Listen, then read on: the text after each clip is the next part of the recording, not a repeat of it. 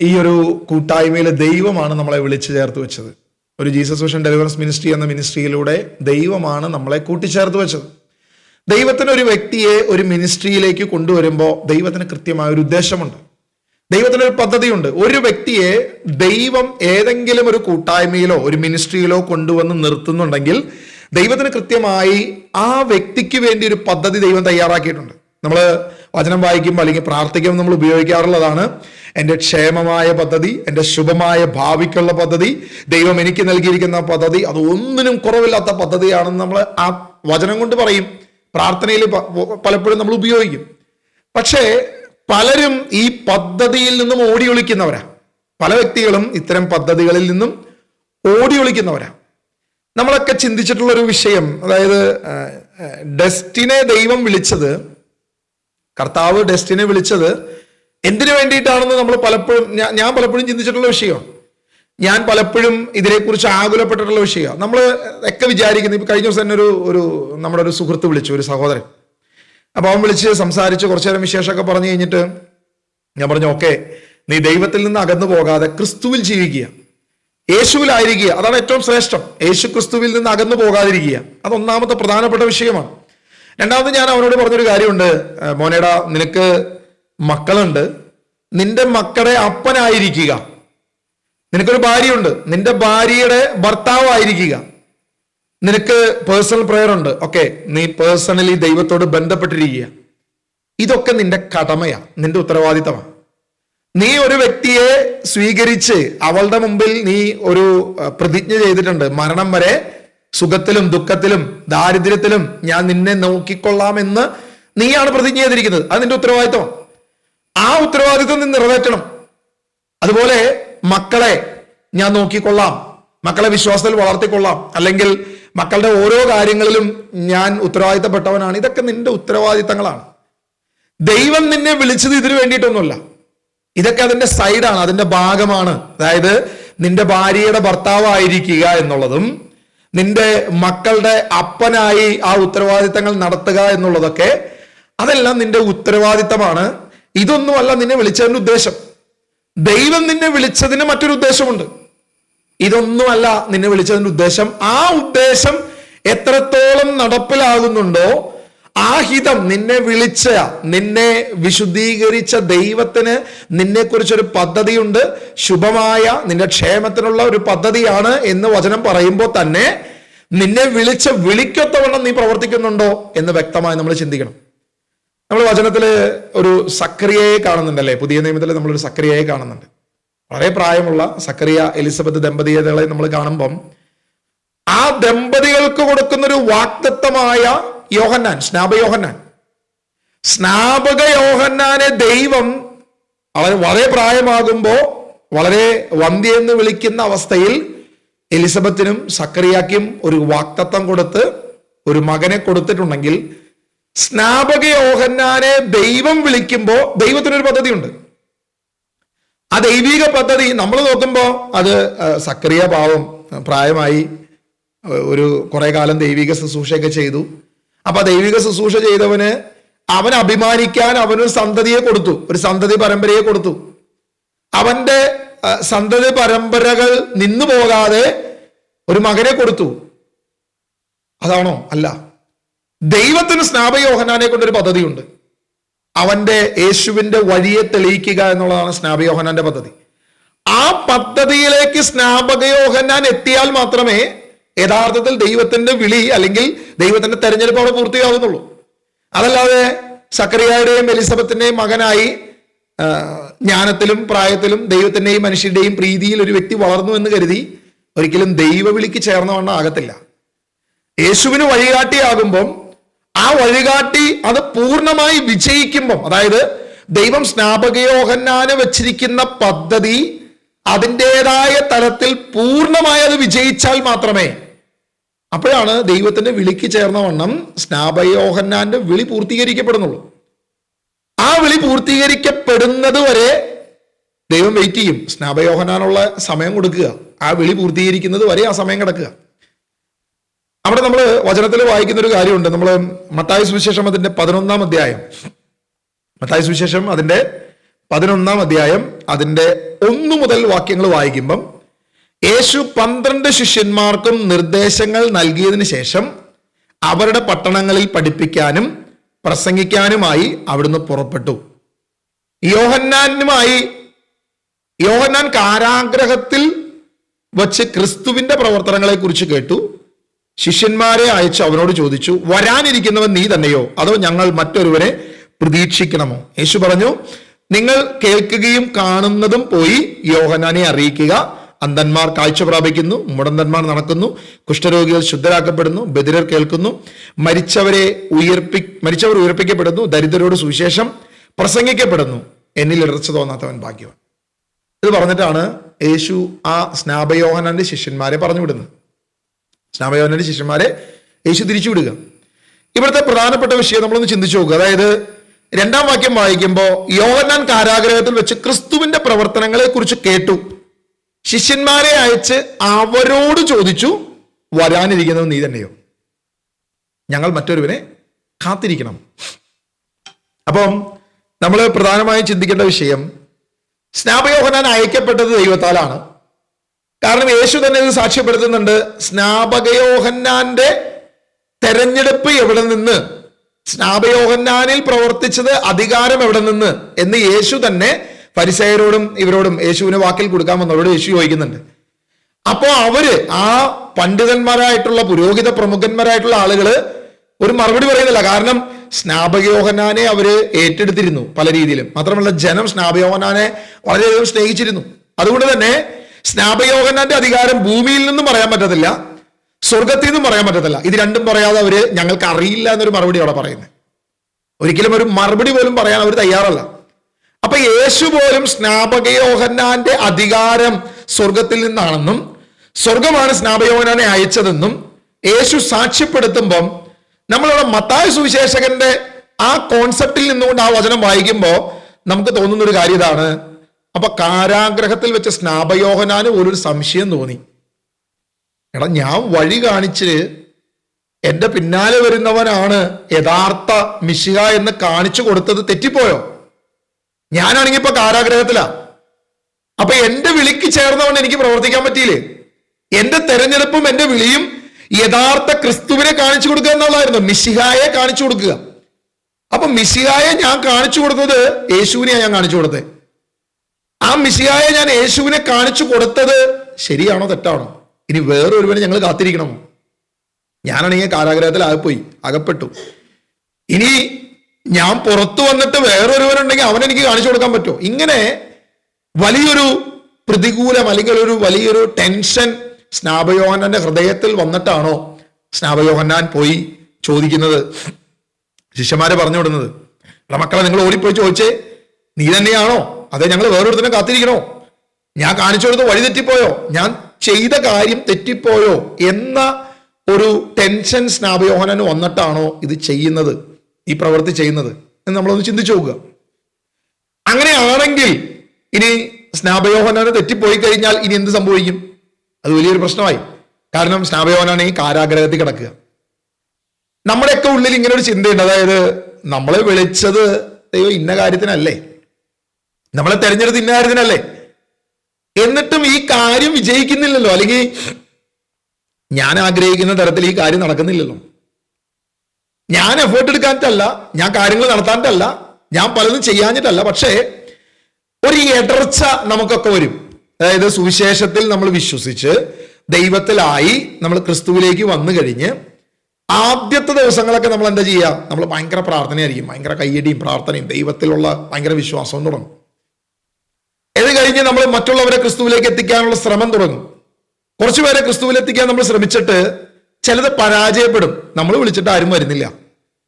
ബാക്കിയുള്ളവരൊക്കെ വിളിക്കുമ്പോൾ പലരും വരുന്നു. നമ്മൾ ആഗ്രഹിച്ചിട്ടും ശ്രമിച്ചിട്ടും പ്രാർത്ഥിച്ചിട്ടും ആരും വരുന്നില്ല. അപ്പൊ നമുക്കൊരു ശുശ്രൂഷ ഇതായിരിക്കത്തില്ല, നമ്മളെ ഒന്നും ദൈവം അതിനു വേണ്ടി തിരഞ്ഞെടുത്തിട്ടില്ലേ. ഇങ്ങനൊരു ഇടർച്ച നമ്മുടെ ഉള്ളിൽ വരും. പിന്നെ കുറച്ച് ദിവസം കഴിയുമ്പോൾ നമ്മളെടുത്ത തീരുമാനങ്ങളൊക്കെ നമ്മൾ മറക്കും, നമ്മൾ പുതിയ വഴിയിലേക്ക് പോകും. അപ്പൊ അങ്ങനെ നിൽക്കുമ്പോഴായിരിക്കും ലോകം പല കാര്യങ്ങളും നമുക്ക് കൊണ്ടുവന്നിട്ട് വരും. ഈ ലോകത്തിന്റെ വഴികളിലൂടെ പിന്നെ നമ്മൾ അടുത്ത സ്റ്റെപ്പ് വെച്ച് നമ്മളിങ്ങനെ പോയിക്കൊണ്ടിരിക്കും.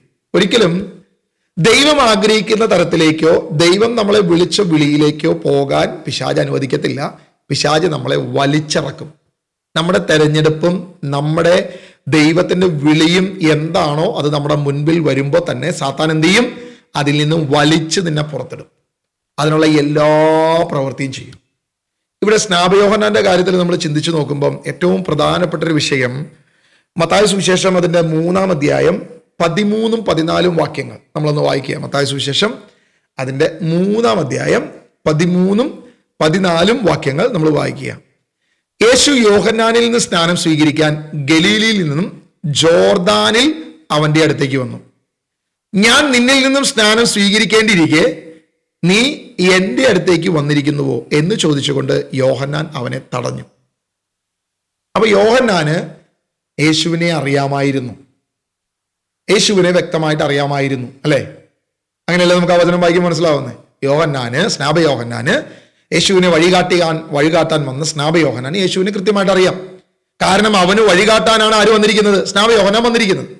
ഞാൻ നിന്നിൽ നിന്നാണ് പരിശുദ്ധാത്മ സ്നാനം സ്വീകരിക്കേണ്ടത്. ഞാൻ ആ പരിശുദ്ധാത്മ സ്നാനം നിന്നിൽ നിന്ന് സ്വീകരിക്കാൻ ഞാൻ വന്നിരിക്കെ, ഞാൻ ആയിരിക്കെ നീ ഇപ്പൊ ഇവിടെ വന്നിരിക്കുന്നു എന്നിൽ നിന്ന് സ്നാനം സ്വീകരിക്കാൻ. അതും വെറും മാനസാന്തരത്തിന്റെ സ്നാനം. നിനക്കല്ലെങ്കിൽ അതിന്റെ ആവശ്യമില്ല. യാതൊരു വിധത്തിലും ഒരു മാനസാന്തരത്തിന്റെ സ്നാനം നിനക്ക് ആവശ്യമില്ല. ഞാൻ നിന്നിൽ നിന്ന് സ്നാനം സ്വീകരിക്കാനാണ് ഞാൻ ഇവിടെ ഇരിക്കുന്നത്. അതാ സ്നാപയോഹന്നാൻ യേശുവിനോട് പറയുന്നത്. അങ്ങനെ ഞാൻ വന്നിരിക്കെ, ഞാൻ നിന്നിൽ നിന്ന് സ്നാനം സ്വീകരിക്കേണ്ടിയിരിക്കെ നീ എൻ്റെ അടുത്ത് വന്നിരിക്കുന്നുവോ എന്ന് പറഞ്ഞ് അവനെ തടഞ്ഞു. എന്നാൽ യേശു പറഞ്ഞു, ഇപ്പോൾ ഇത് സമ്മതിക്കുക, അങ്ങനെ സർവ്വനീതിയും പൂർത്തിയാക്കുന്നതാണ് ഉചിതം. ഇപ്പൊ നീ ഇത് സമ്മതിക്കുക, അങ്ങനെ സർവ്വനീതിയും പൂർത്തിയാക്കുക. അപ്പൊ ഇവിടെ നമ്മളവിടെ വചനം വായിക്കുമ്പോൾ നമുക്ക് മനസ്സിലാക്കാവുന്ന ഒരു കാര്യം, സ്നാപക യോഹന്നാന് മിശിഹായെ വ്യക്തമായി അറിയാമായിരുന്നു. യേശു ക്രിസ്തുവിനെ കൃത്യമായി അറിയാമായിരുന്നു. ഇവനാണ് മിശിഹ, ഇവനെയാണ് ഞാൻ വഴി കാട്ടാൻ വന്നത്, ഇവന് വേണ്ടിയിട്ടാണ് ഞാൻ ഈ ഭൂമിയിലേക്ക് വന്നിരിക്കുന്നത്, എന്റെ തെരഞ്ഞെടുപ്പ് ഇതിനു വേണ്ടിയിട്ടാണ്, എന്റെ വിളി ഇതിനു വേണ്ടിയിട്ടാണ്. അപ്പൊ പിന്നെന്തുകൊണ്ടാണ് ജയിലിൽ കിടക്കുമ്പം, ആ കാരാഗ്രഹത്തിൽ കിടക്കുമ്പോൾ സ്നാപയോഹന്നാന് അവസാന നിമിഷം ഒരു ഹൃദയത്തിൽ ഒരു ഇടർച്ച വരുന്നത്? കർത്താവേ, ഞാൻ വഴി കാട്ടിയത് മാറിപ്പോയോ? ഞാൻ വഴി കാണിച്ചു തന്നത് മാറിപ്പോയോ? പ്രശ്നമായോ? ഇനി നിങ്ങൾ മറ്റൊരു രീതിയിൽ ചിന്തിച്ച, ഈ സ്നാപയോഹന്നാനും യേശുവും തമ്മിലൊരു ബന്ധമുണ്ട്, അവർ തമ്മിലൊരു റിലേഷൻഷിപ്പ് ഉണ്ട്. നമുക്കറിയാം, ലൂക്കായുടെ സുവിശേഷത്തിൽ നമ്മൾ വായിക്കുന്ന ഒരു കാര്യമുണ്ട്. ആദ്യം എലിസബത്ത് ഗർഭിണിയാണെന്ന് കേട്ടു. അതിനുശേഷം മാതാവിന്റെ മുൻപിലേക്ക് ദൂതൻ വന്നിട്ട് പറയുകയാണ്, നിന്റെ ചാർച്ചക്കാരി എലിസബത്ത്, വന്ധ്യയായ എലിസബത്ത് ഇപ്പൊ ഗർഭിണിയാ, അവൾക്കിത് 6-ാം മാസമാ എന്ന് വ്യക്തമായി ആർക്ക് വെളിപ്പെടുത്തി കൊടുത്തു? ദൂതൻ മാതാവിന് വെളിപ്പെടുത്തി കൊടുത്തു. അപ്പൊ ഇവര് തമ്മിൽ ചാർച്ചക്കാർ, ഇവര് തമ്മിൽ ഒരു റിലേഷൻഷിപ്പ് ഉണ്ട്. അപ്പൊ ഈ റിലേഷൻഷിപ്പ് ഇവര് തമ്മിൽ, ഈ ദൂതന്റെ കാര്യങ്ങളൊന്നും ഇവര് സംസാരിക്കാതിരിക്കില്ലല്ലോ. മാതാവും എലിസബത്തും കൂടി അങ്ങോട്ടും ഇങ്ങോട്ടും കമ്മ്യൂണിക്കേറ്റ് ചെയ്തിട്ടുണ്ടാകാം ഒരു പക്ഷേ. അപ്പൊ അങ്ങനെയെങ്കിൽ എലിസബത്ത് അത് സ്നാപയോഹന്നാനോട് പറഞ്ഞു കൊടുത്തിട്ടുണ്ടാവും. ഇത് തമ്മിൽ എന്തൊക്കെ ഇവര് സംസാരിച്ചിട്ടുണ്ടെന്ന് നമുക്കറിയത്തില്ല. നമ്മുടെ നാടിന്റെ ഒരു രീതി വെച്ചിട്ടാണ് അത് ചിന്തിക്കുന്നത്. അതെങ്ങനെയുള്ളോ, നമ്മൾ ധ്യാനത്തിന് വരുമ്പം നമ്മൾ പറയും, എടി നീ അറിഞ്ഞോ, അല്ല അവളൊക്കെ ചെയ്ത കാര്യം നീ അറിഞ്ഞോ? ഇതിനുള്ള നമുക്ക് ആവേശം കൂടുതൽ, അതായത് മറ്റുള്ളവരുടെ കുറ്റം പറയാനും അല്ലെങ്കിൽ നമ്മുടെ വിശേഷങ്ങളൊക്കെ പറയാനും ഇതിനു വേണ്ടിയിട്ടുള്ള നമുക്കൊരു ആവേശ കമ്മിറ്റി ഉണ്ടല്ലോ, പ്രത്യേകിച്ച് സ്ത്രീകളുടെ ഇടയിൽ. അപ്പൊ ഞാൻ ചിന്തിക്കുന്നതാണ്, എലിസബത്ത് അല്ലെങ്കിൽ മാതാവുമായിട്ട്, മറിയുമായിട്ട് അവര് കമ്മ്യൂണിക്കേറ്റ് ചെയ്ത കാര്യങ്ങളുണ്ടാകാം. അപ്പൊ അങ്ങനെ അവർ തമ്മിൽ സംസാരിച്ചിട്ടുണ്ടെങ്കിൽ, ഒരുപാട് കാര്യങ്ങൾ അവർ സംസാരിച്ചിട്ടുണ്ടെങ്കിൽ, ദൈവം യേശുവിനെ തെരഞ്ഞെടുത്തത്, അതായത് മാതാവിന്റെ ഉദരത്തെ തെരഞ്ഞെടുത്തതൊക്കെ എലിസബത്തും മാതാവുമായിട്ട് കമ്മ്യൂണിക്കേറ്റ് ചെയ്തിട്ടുണ്ടോ ഇല്ലയോ എനിക്കറിയില്ല.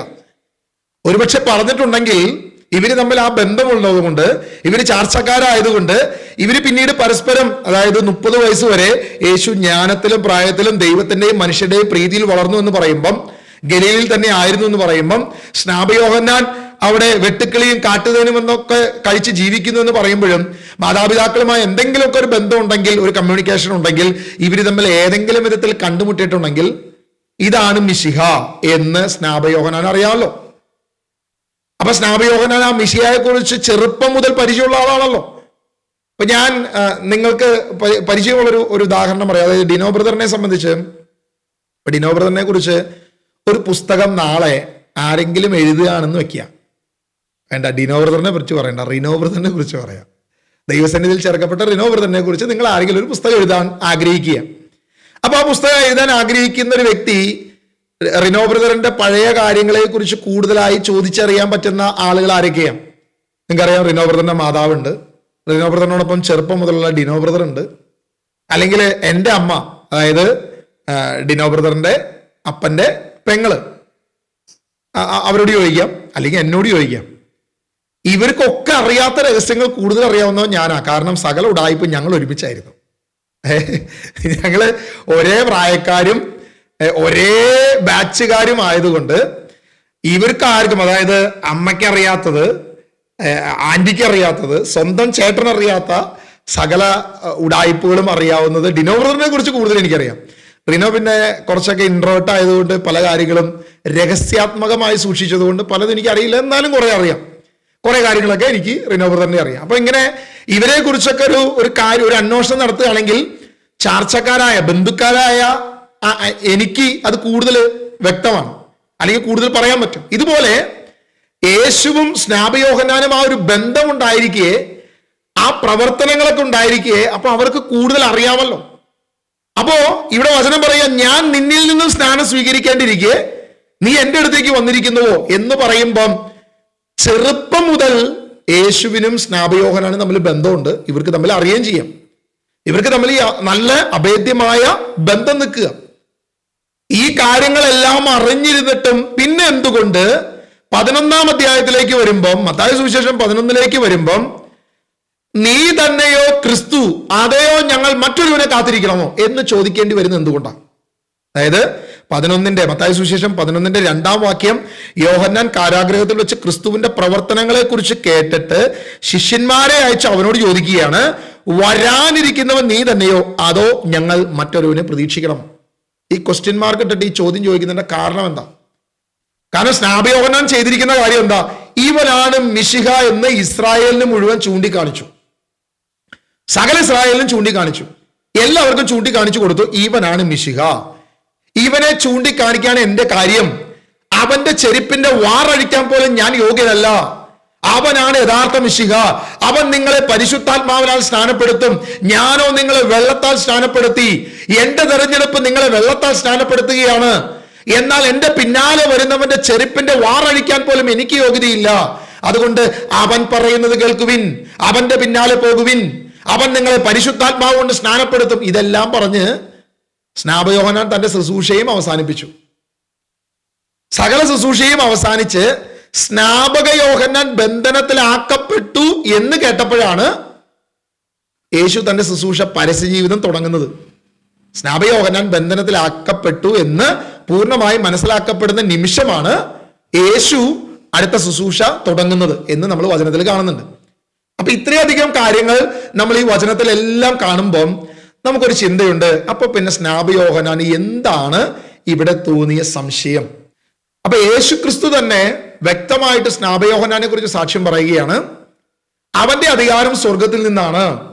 ആ സ്വർഗീയ അധികാരം ഉപയോഗിച്ചാണ് അവൻ എനിക്ക് വഴി കാട്ടിയത്. അങ്ങനെ സ്വർഗീയ അധികാരം വെച്ച് വഴി കാട്ടിയിട്ടും വലിയ പ്രവചനങ്ങൾ കൊടുത്ത് തെരഞ്ഞെടുത്ത സ്നാപയോഹന്നാന് ജയിലിൽ വെച്ചൊരു സംശയം തോന്നുകയോ? എന്റെ ശുശ്രൂഷ ശരിയായില്ലേ, എന്റെ വിളി ശരിയായില്ലേ, എന്റെ തെരഞ്ഞെടുപ്പ് ശരിയായില്ലേ, എന്റെ പ്രവർത്തനം പൂർണ്ണമായില്ലേ എന്നൊരു സംശയം സ്നാപയോഹന്നാന് തോന്നുമോ ഇല്ലയോ? നിങ്ങൾ ചിന്തിച്ചു നോക്കുക. അങ്ങനെ ഒരു സംശയം തോന്നിയാൽ, കാരണം ആ വചനത്തിൽ നമ്മൾ 11-ാം അധ്യായത്തിൽ അങ്ങനെ വായിക്കുമ്പോൾ നമ്മൾ കാണുന്നത് അങ്ങനെയാണ്, വരാനിരിക്കുന്നത് നീ തന്നെയോ. യേശുവിനെ കുറിച്ച് അങ്ങനെ ഒരു സംശയം സ്നാപകയോഹന്നാന് തോന്നിക്കഴിഞ്ഞാൽ, എടാ നമ്മൾ അത്ഭുതം കണ്ടു, അടയാളം കണ്ടു, ദൈവവചനം കേട്ടു, എല്ലാം കഴിഞ്ഞിട്ടും യേശുവിനെ കുറിച്ച്, യേശു ദൈവമാണോ? യേശു ദൈവം അല്ലേ? യേശു എന്തിനാണ് കരഞ്ഞത്? യേശു എന്തിനാണ് നിലവിളിച്ചത്? കഴിയുമെങ്കിൽ ഈ പാനപാത്രം എന്നിൽ നിന്ന് അകറ്റണമെന്ന് പറഞ്ഞ് യേശു എന്തിനാണ് കരഞ്ഞത്? ഇങ്ങനെയുള്ള വചനങ്ങൾ വായിക്കുമ്പോൾ ഈ തെരഞ്ഞെടുപ്പും വിളിയുള്ള എനിക്ക് സംശയം തോന്നുന്നതിന് എന്ത് കുഴപ്പമുള്ള എന്ന് നമ്മൾ ചിന്തിക്കാൻ പറ്റും. ഈ കഴിഞ്ഞ ദിവസം ഇന്നലെ വൈകുന്നേരം എന്നെ ഒരു പയ്യൻ വിളിച്ചു. നമ്മുടെ വീഡിയോ കാണുന്ന ഒരു പയ്യനാണ്. അപ്പൊ അവൻ എന്നെ വിളിച്ചിട്ട് ചോദിച്ചു, ബ്രദറെ എനിക്കൊരു സംശയം. ഞാൻ പറഞ്ഞു, ആ ചോദിക്ക്, എന്താ മോനെ? യേശു ദൈവമല്ലേ? ഞാൻ പറഞ്ഞു, അതെ. എനിക്ക് കുറച്ച് ദിവസമായിട്ട് ഇത് ഭയങ്കര പ്രശ്നമാണ്, ഭയങ്കര പ്രോബ്ലമാണ്. യേശുവിനെ ആരാധിക്കുന്ന കാര്യത്തിൽ എനിക്ക് ഭയങ്കര പ്രോബ്ലം വന്നേക്കാം. ഞാൻ ചോദിച്ചു, എന്താ പറ്റിയ, എന്താ നിന്റെ പ്രശ്നം? ഈ യോഹന്നാന്റെ സുവിശേഷത്തില് യേശു മീൻ കഴിക്കുന്നുണ്ടല്ലോ. ഞാൻ പറഞ്ഞു മീൻ കഴിക്കുന്നുണ്ട്. അതായത് ഉയർത്തെഴുന്നേറ്റ് വന്ന യേശു മീൻ കഴിക്കുന്നുണ്ട്, ശിഷ്യന്മാരോട് കൂടെ ഇരുന്ന് ഭക്ഷണം കഴിക്കുന്നുണ്ട്. അപ്പൊ ഉയർത്തെഴുന്നേറ്റ് വന്ന യേശു മീൻ കഴിക്കുന്നുണ്ടെങ്കിൽ അപ്പൊ ഈ യേശു ദൈവമാണോ? കാരണം പോയ യേശു ഒക്കെ നമുക്കറിയാം, മരണപ്പെട്ടു. ആ യേശു പൂർണ്ണ മനുഷ്യനായി ഭൂമിയിൽ നിന്ന യേശുവാണ്. എടാ, തിരിച്ചു വന്നിട്ടും ആ യേശു പിന്നെയും മീൻ കഴിക്കുന്നുണ്ടെങ്കിൽ, ഭക്ഷണം കഴിക്കുന്നുണ്ടെങ്കിൽ, ആ കഴിപ്പ്, അതായത് അപ്പോഴും ആ യേശുവിന് വിശപ്പും ദാഹവും മീൻ കഴിക്കുന്ന പരിപാടിയൊക്കെ ഉണ്ടെങ്കിൽ അത് ഭയങ്കര ഒരു പ്രശ്നമാണ്. കാരണം അപ്പോൾ എനിക്ക് പിന്നെ ആ യേശുവിനെ ദൈവമാണെന്ന് പറഞ്ഞ് ആരാധിക്കാൻ എനിക്ക് അങ്ങോട്ട് തോന്നുന്നില്ല ബ്രദറെ. എനിക്കതിനെ മനസ്സിലാകുന്നില്ല, എനിക്കതിൻ്റെ ക്ലാരിറ്റി കിട്ടുന്നില്ല എന്ന് പറഞ്ഞു. അപ്പം ഞാൻ പറഞ്ഞു, മോനോടെ ഞാൻ ഇത്തിരി തിരക്കില്ല, ഇത് ഇത്തിരി ഡീറ്റെയിൽ ആയിട്ട് സംസാരിക്കണം. ഞാൻ പറഞ്ഞു തുടങ്ങി, ഞാൻ ആദ്യത്തെ ഒരു 10 മിനിറ്റ് സംസാരിച്ചു. പക്ഷേ അതുകൊണ്ട് അവൻ കാര്യങ്ങൾ ഉൾക്കൊള്ളാതെ വന്നപ്പോൾ ഞാൻ പറഞ്ഞു നമുക്ക് പിന്നെ ഒന്ന് സംസാരിക്കാം, ഞാനിപ്പോൾ ഇത്തിരി തിരക്കിലാണ്, ഞാൻ പിന്നെ വിളിക്കാമെന്ന് പറഞ്ഞു. കുറച്ചു നേരം കഴിഞ്ഞ് ഒരു 2-3 മണിക്കൂറിന് ശേഷം അവൻ വീണ്ടും എന്നെ വിളിച്ചു. വീണ്ടും വിളിച്ചിട്ട് ഭയങ്കര ചിരി ചിരിച്ചിട്ട് വിളിക്കുന്നത്. അത് ചിരിച്ചിട്ട് വിളിച്ചിട്ട് ഇപ്പം ഞാൻ ചോദിച്ചു, എന്ത് പറ്റിയടാ, എന്താ നീ ചിരിക്കുന്നത്? അല്ല ബ്രദറെ, ഞാൻ ഗൂഗിൾ അടിച്ചു നോക്കി, ഞാൻ ChatGPT ചോദിച്ചു ഇതെന്താ കാര്യം എന്ന് ഞാൻ ചോദിച്ചു എന്ന് പറഞ്ഞു. ഞാൻ ചോദിച്ചു അതൊക്കെ, അപ്പം നിനക്ക് എന്ത് ഉത്തരം കിട്ടി? ഞാൻ ചോദിച്ചത് വേറെ കാര്യമാണ്. ഞാൻ ചോദിച്ചു നീ എന്താ ചോദിച്ചേ? ഞാൻ ചോദിച്ചത് ബ്രദറിനോട് പറഞ്ഞ ബ്രദർ ചിലപ്പോൾ എന്നെ കല്ലെടുത്തെറിയും. അതെന്താ നീ എന്താ ചോദിച്ചേ, നീ പറ. അല്ല, ഞാൻ ചോദിച്ചത് ഈ യേശു അതിനുശേഷം ഭക്ഷണം കഴിച്ചു, അതായത് മീൻ കഴിച്ചു യേശു, അതിനുശേഷം യേശു ബാത്റൂമിൽ പോയോന്നാണ് ഞാൻ ChatGPT ചോദിച്ചത് എന്ന് പറയാണ്. അതായത് മീൻ കഴിച്ചു കഴിഞ്ഞിട്ട് പിന്നെ അത് കഴിഞ്ഞ് യേശു പ്രാഥമിക കർമ്മങ്ങൾക്ക് എന്തെങ്കിലും പോണ്ടി വന്നോ എന്നുള്ളതാണ് ഞാൻ ChatGPT ചോദിച്ചത്. ഞാൻ ചോദിച്ചു ChatGPT നിനക്ക് എന്തുത്തരം തന്നു? അപ്പോൾ പറഞ്ഞു സാധാരണ യേശു ഒരു മനുഷ്യൻ തന്നെയായിരുന്നു, ആ മനുഷ്യത്വത്തിൽ തന്നെ യേശു ഈ ഭൂമിയിൽ വന്നു.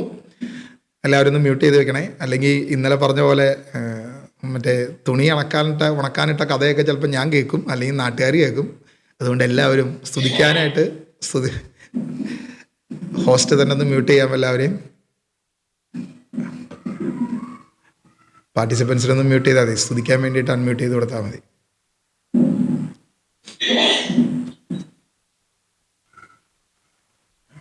ആമേൻ, ഹല്ലേലൂയ. യേശുവേ ആരാധന, യേശുവേ സ്തുതിക്കുന്നു.